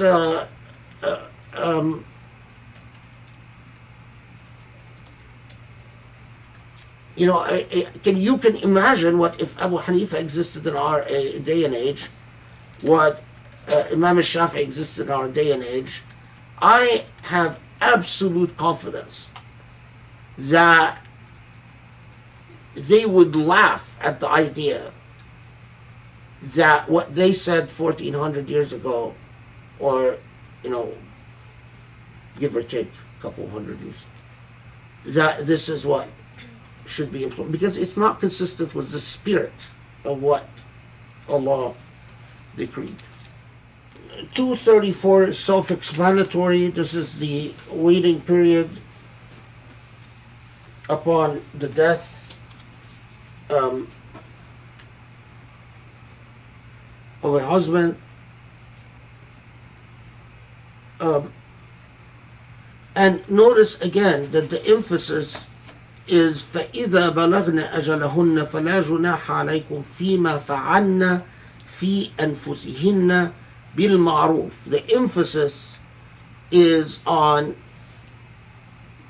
the voluntarism or the freedom of the woman to go on with her life. And again, it is responding to a context in which, in many pre-Islamic practices, upon the death of a husband, there were many tribes, especially the very powerful tribes, that the death of a husband meant that the wife is expected to mourn the husband by effectively becoming a mu'allaqa, meaning according to some customary practices, that you should not remarry for a year, in some practices, some other practices 3 years, other practices 10 years, and in some tribes forever. And it would become a feud between tribes if the wife in fact remarries, and it would ignite a feud. And this, the Quran comes and completely changes that law and says, no, that doesn't work. 235, let's see how Muhammad Asad translates that.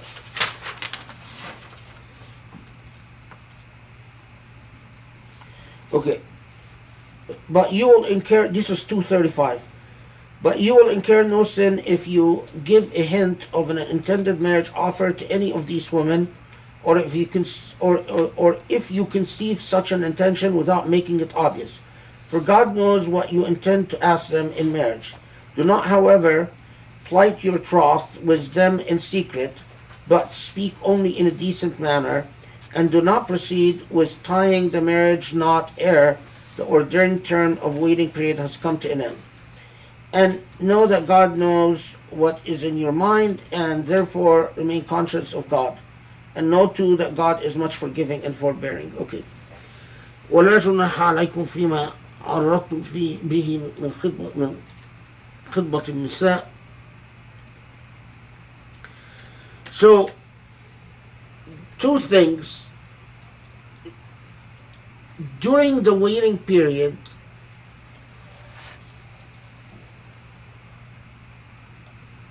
men are to refrain from making proposals or enticing a woman by any kind of offer. And the situation that would come up was that a man would hear of a woman in her waiting period, and then he would send a message, if you don't go back to your husband, I will marry you and I will, give you much more than your husband did, and you'll live in luxury and stuff like that. This type of, and again, the moral principle that this type of,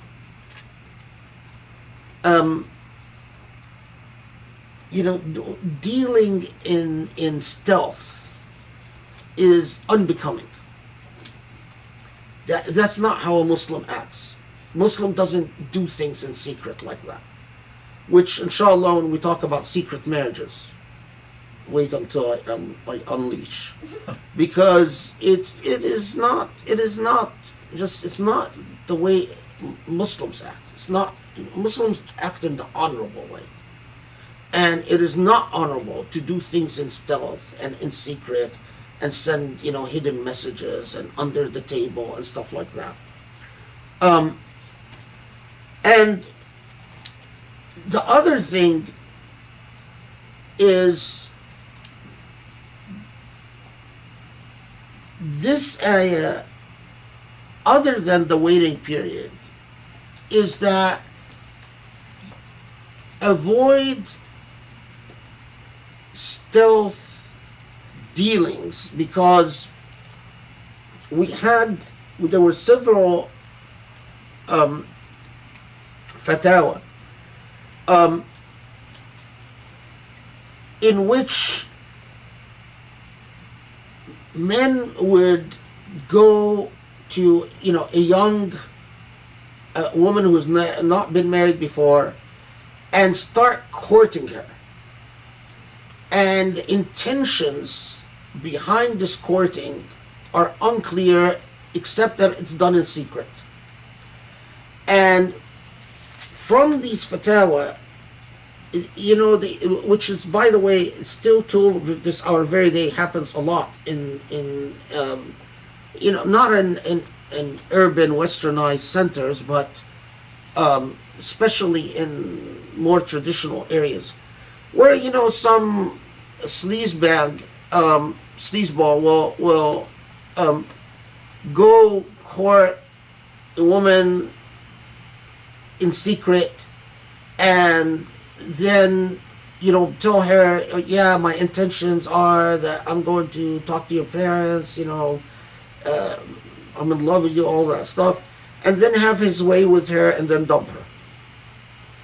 And from these fatwa, was clear that they were responding to this type of situation as well, that this type of behavior is unacceptable. And it says that Allah knows that you might be thinking of a particular woman, like after her waiting period, if I will propose to her, or I would really like to propose to this woman, and so on. But that's one thing. Allah doesn't hold you accountable for these intentions, but Allah holds you accountable for still secret dealings that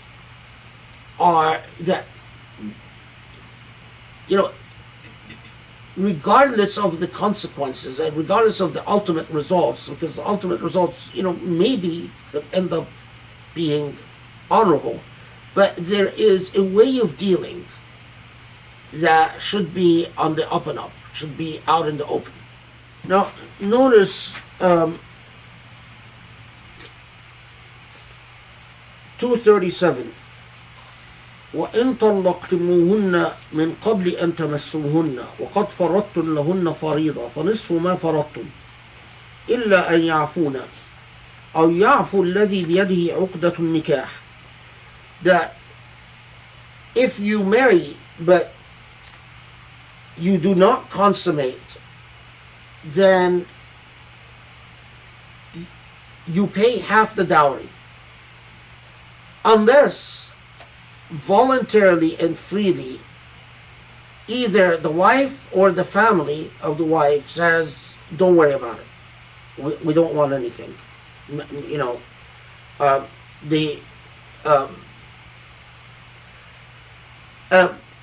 وأن تعفوا أقرب للتقوى, and to in fact forgive, because this is it's not about a financial transaction,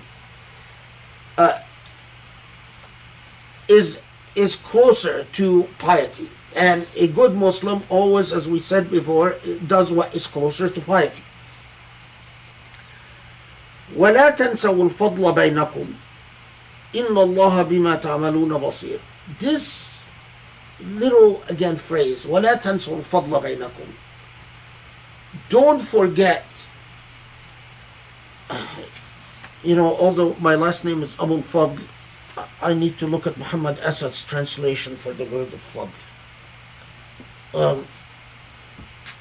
I am the father of Fadl, but I still need a translation of what I'm a father of.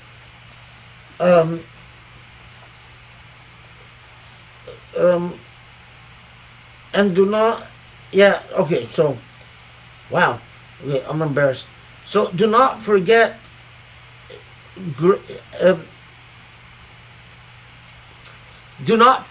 grace. My wife is Grace. So do not forget grace. So do not forget to act gracefully. So Abu Fadl is father of grace.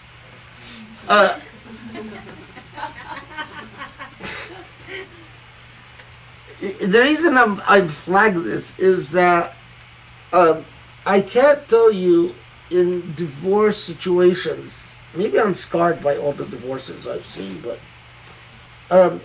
how many times I tell people exactly this: وَلَا تَنْسَوْا الْفَضْلَ بَيْنَكُمْ. Don't forget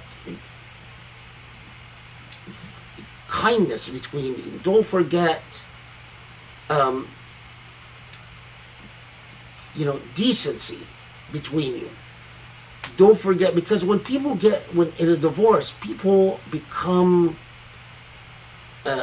brutal and vicious, and they think just because it's a divorce and they're angry, then all bets are off. No boundaries, no limits, no morality, no ethics. And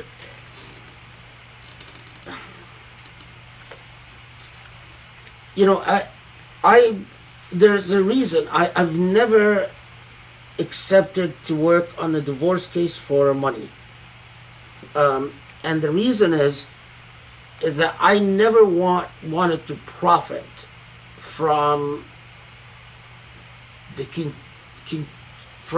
continuation of acrimony between. So every divorce case I've handled, every arbitration I've done was pro bono in 30 years. Because of this ayah, that if divorce attorneys, of course, have an incentive to ignite fire and to, of course, this doesn't mean because usually the people who care are the people who are ethical. So, the people who are moral, ethical will come to me and say, okay, well, maybe, I should just forgo and let my, I'm sure it's usually men that are so maybe I should just forgo everything and let my husband take whatever he wants and so on. And my answer, no, it doesn't. وَلَا تَنْسُوا الْفَضْلَ مَنْ لَكُمْ doesn't mean be a victim. It doesn't mean give up your rights. Your rights are your rights. But I'm talking about that when divorced people go out of the way to prevent the other parent from sharing their children, for instance, or having access to the children need both parents, need a good relationship. They need to be able to respect, so you never speak ill of the other in front of your children. That's what I'm talking about. And if there's an act of kindness, reciprocate with an act of kindness. Of course, if your ex is being a demon, then I help you fight a demon. I don't say be an angel was a demon. Having responded to a whole series of issues relating to marriage, the Quran then in Surah Al-Baqarah moves on to respond to issues that were pressing at the time, relating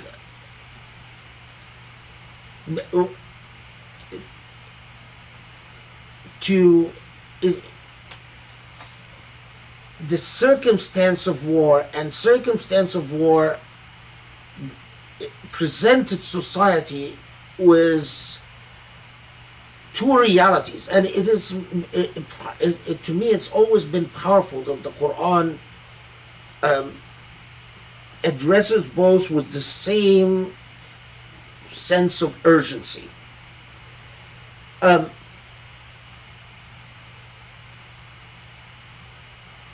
Those who lose their spouses, so their spouses die because of the circumstances of war, and this the Surah Al-Baqarah will talk about. But in no less pressing matter is the matter of prayer.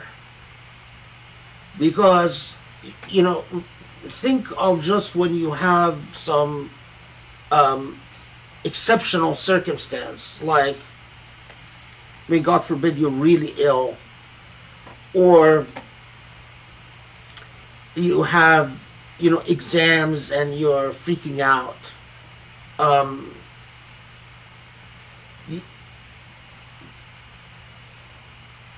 It is easy under these circumstances to start thinking of sacrificing your prayer, although salah is compared to what takes time in your life. It is a very modest amount of time in the day. But under these circumstances,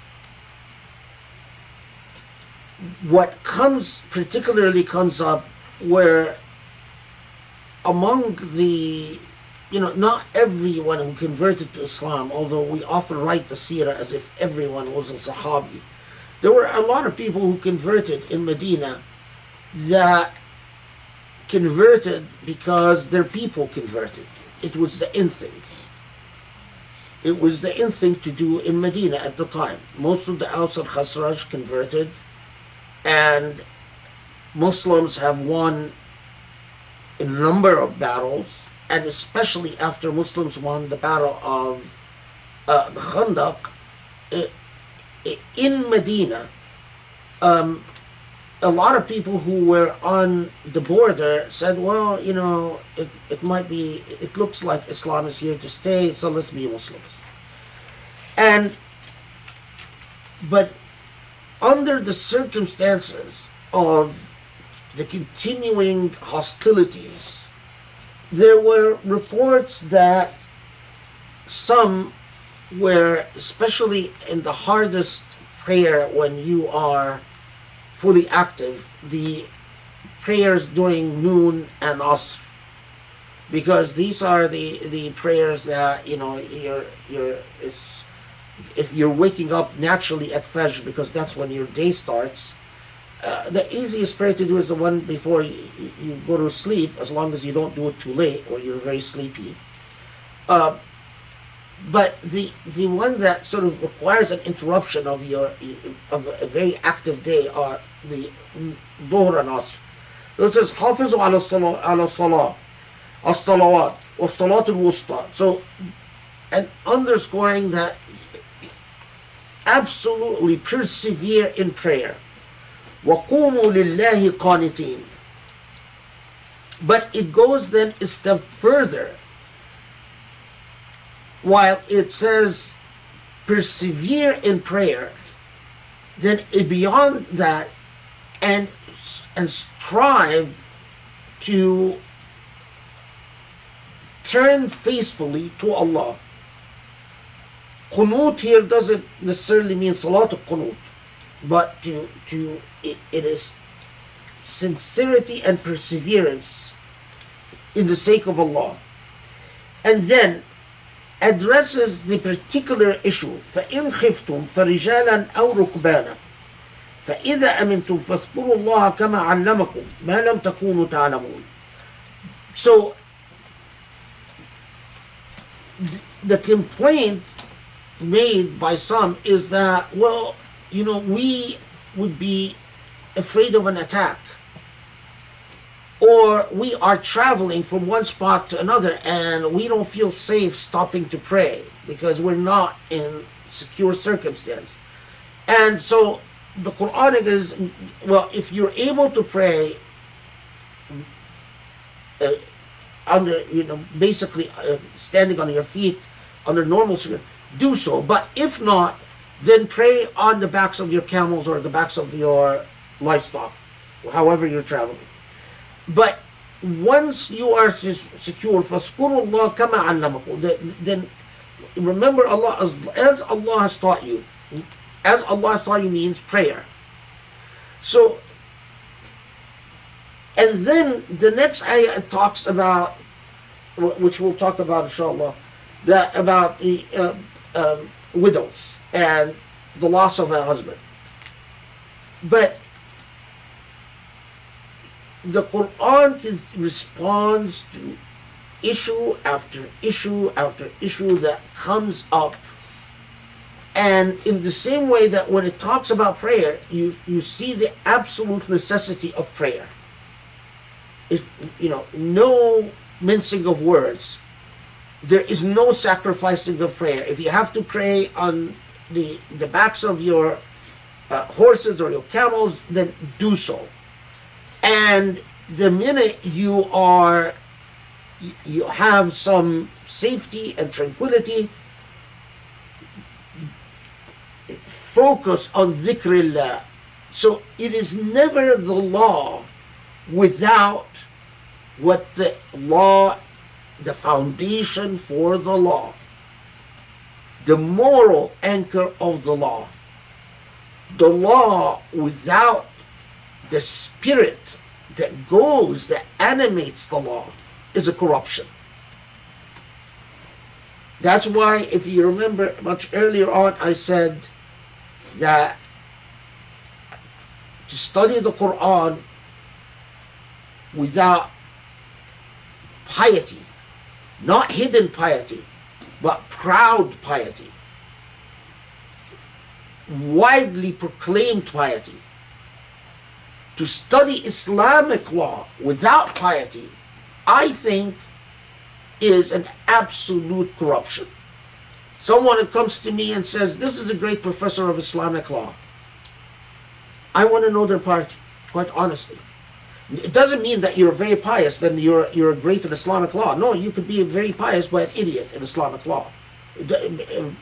Piety doesn't mean you have a great legal mind. But a great legal mind without piety is useless for me. in Islamic law. I'll take that in American law, I'll take that in French law, but I won't take that in Islamic law. So come and say, there's a great professor of Islamic law. I want to know, okay, do they believe? Do they pray? And they'll say, oh no, we don't ask questions like that, Then my answer is they don't know anything about Islamic law. They can't understand the spirit. They might be a historian of Islamic law. Yeah, they might be. They might be telling me the story of Islamic law, but to think normatively and as Islamic lawyer, no. Because you have to have an understanding of the sovereign and the legislator in Islamic law. And that is Allah subhanahu wa ta'ala. Unless I have a relationship with Allah, then how? Okay, alhamdulillah rabbil alameen. Let's stop here for tonight. And inshallah we'll continue on Saturday. Grace has to come do the honors. Bismillahirrahmanirrahim. Thank you. I have to start with thank you. I've learned to become more productive. This time I was taking notes as we go instead of waiting to the very end to scramble and write the highlights. This was an absolute incredible session. So people who haven't been following a lot of times, what I try to do is just kind of summarize some of the highlights, because we cover so much and there's just so much valuable material, and hopefully these are the things that stood out to me that were just so powerful. So starting out with just the recap from the last time about husbands and wives and entering from behind. First of all, it's incredible. I think what I love about Usuli is just, we talk about these issues without embarrassment and in a very straightforward manner, and obviously in a way that most people don't, because the knowledge base is so incredible. But the idea of if you enter your spouse vaginally from behind, that the issue is not about either that your babies are going to be cross-eyed, but the emotional closeness. And it's like you just feel like, okay, the author of this book, God knows human beings so well, whether it's today or from back then, the issue of intimacy between spouses, and even like the embarrassment, I guess, from you like going through the sources and trying to elicit, okay, when historians capture this, they're sort of shy about saying it, right? Or they are leaving something out that maybe is uncomfortable to say, but to be able to look at everything and piece together, okay, here's probably what was happening, this is the emotional component, this is what women were really feeling strongly about, this is what God was addressing, and to see that this is something that could very easily, come up today with relationships between husband and wife. So that, and the fact that this is something that is not in any of our books, this is something that is original to what we're learning here, is extremely powerful, and I'm excited to have this captured in the tafsir for Project Illumine. It's just another example of one of the original things that you just don't find anywhere else. Then the idea of using God's name in vain, leading to one, for us to recognize that when people do that, that's a signal that someone's being dishonest with you, but the consequence of that is just creating a mistrust in God, and also in not respecting your word. And that's such an important principle that keeps getting underscored in what we've been learning. And that what matters is what's in your heart, not if you accidentally say Allah either in out of mistake. Then the 4-month separation, the verses about how it's the man's 3 months. Oh, sorry, 3-month separation, and that both have to decide whether to come back or not, which is so valuable, especially for people who are non-Arabic speakers. And we have to rely on English translations, and it made me think, well, what do you do when you read an English translation that, like the one that I have, that captures and preserves that patriarchy, right? And or the idea that the power should go to the man. Like we would never think that, oh, well, okay, maybe it's actually both. Although now with everything we've been learning, that makes perfect sense, and it's so liberating to really hear that. And I think that so much of what you covered today really comes back to just a really fundamental issue of, like this concept of doors of ijtihad closed, right? Like there's no negotiation, there's no rethinking. Even when people like come and you offer, do you want the, my interpretation?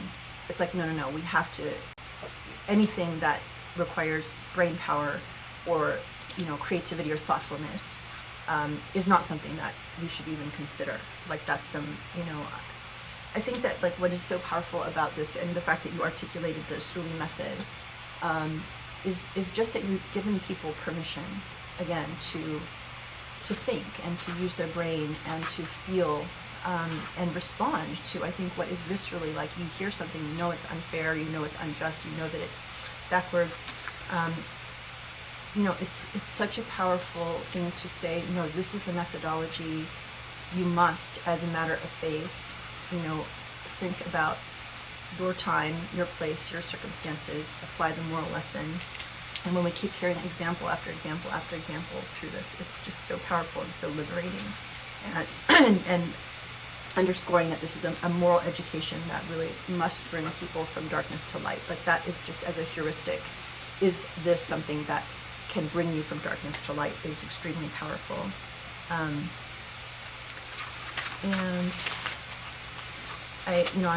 I'm happy that you shared a lot of the examples for divorce, because I've witnessed so many of these meetings where you've met with couples and families, and how ugly it absolutely gets, and where you come in and you're literally like cleanup crew, and people don't want you to come in and tell them to be moral or to be kind, and it's shocking, and especially with the children. In some cases, the children are there witnessing what their parents are doing and how they're treating one another, and just the damage, the devastation that lasts a lifetime. It's and then you come back to the Quran and it's right there in front of you. And even pointing out like okay, you've been married and divorced 3 times. Maybe it's time for you to move on, and it's not working. So. And then just the last part, which I think, again, just going through all of the examples that the Quran points out and teaching us how to read these things and understand them and, get to the methodology. Like, what is the lesson that God is trying to teach us? And it's not about the law. It's just like, again, like if we were to expect that whatever laws we're imposing today should be relevant 100 or 200 years from now is ridiculous. But it's like people, don't think about that. And so thank you for allowing us to walk step by step through what our current model of operating is as a Muslim, and just like deconstructing it and saying, no, this is really how you should think about it, and giving us those tools. I think it's, again, just a tool of liberation and moral education that is just unsurpassed. So thank you so much. So grateful, and I don't really know what else to say, but I can't believe there's still more to go. So I'm so excited for the next session. Thank you so much, everyone, for joining us, and inshallah, look forward to seeing everybody on Saturday, right? So have a wonderful rest of the week. And Assalamu alaikum. Assalamu alaikum.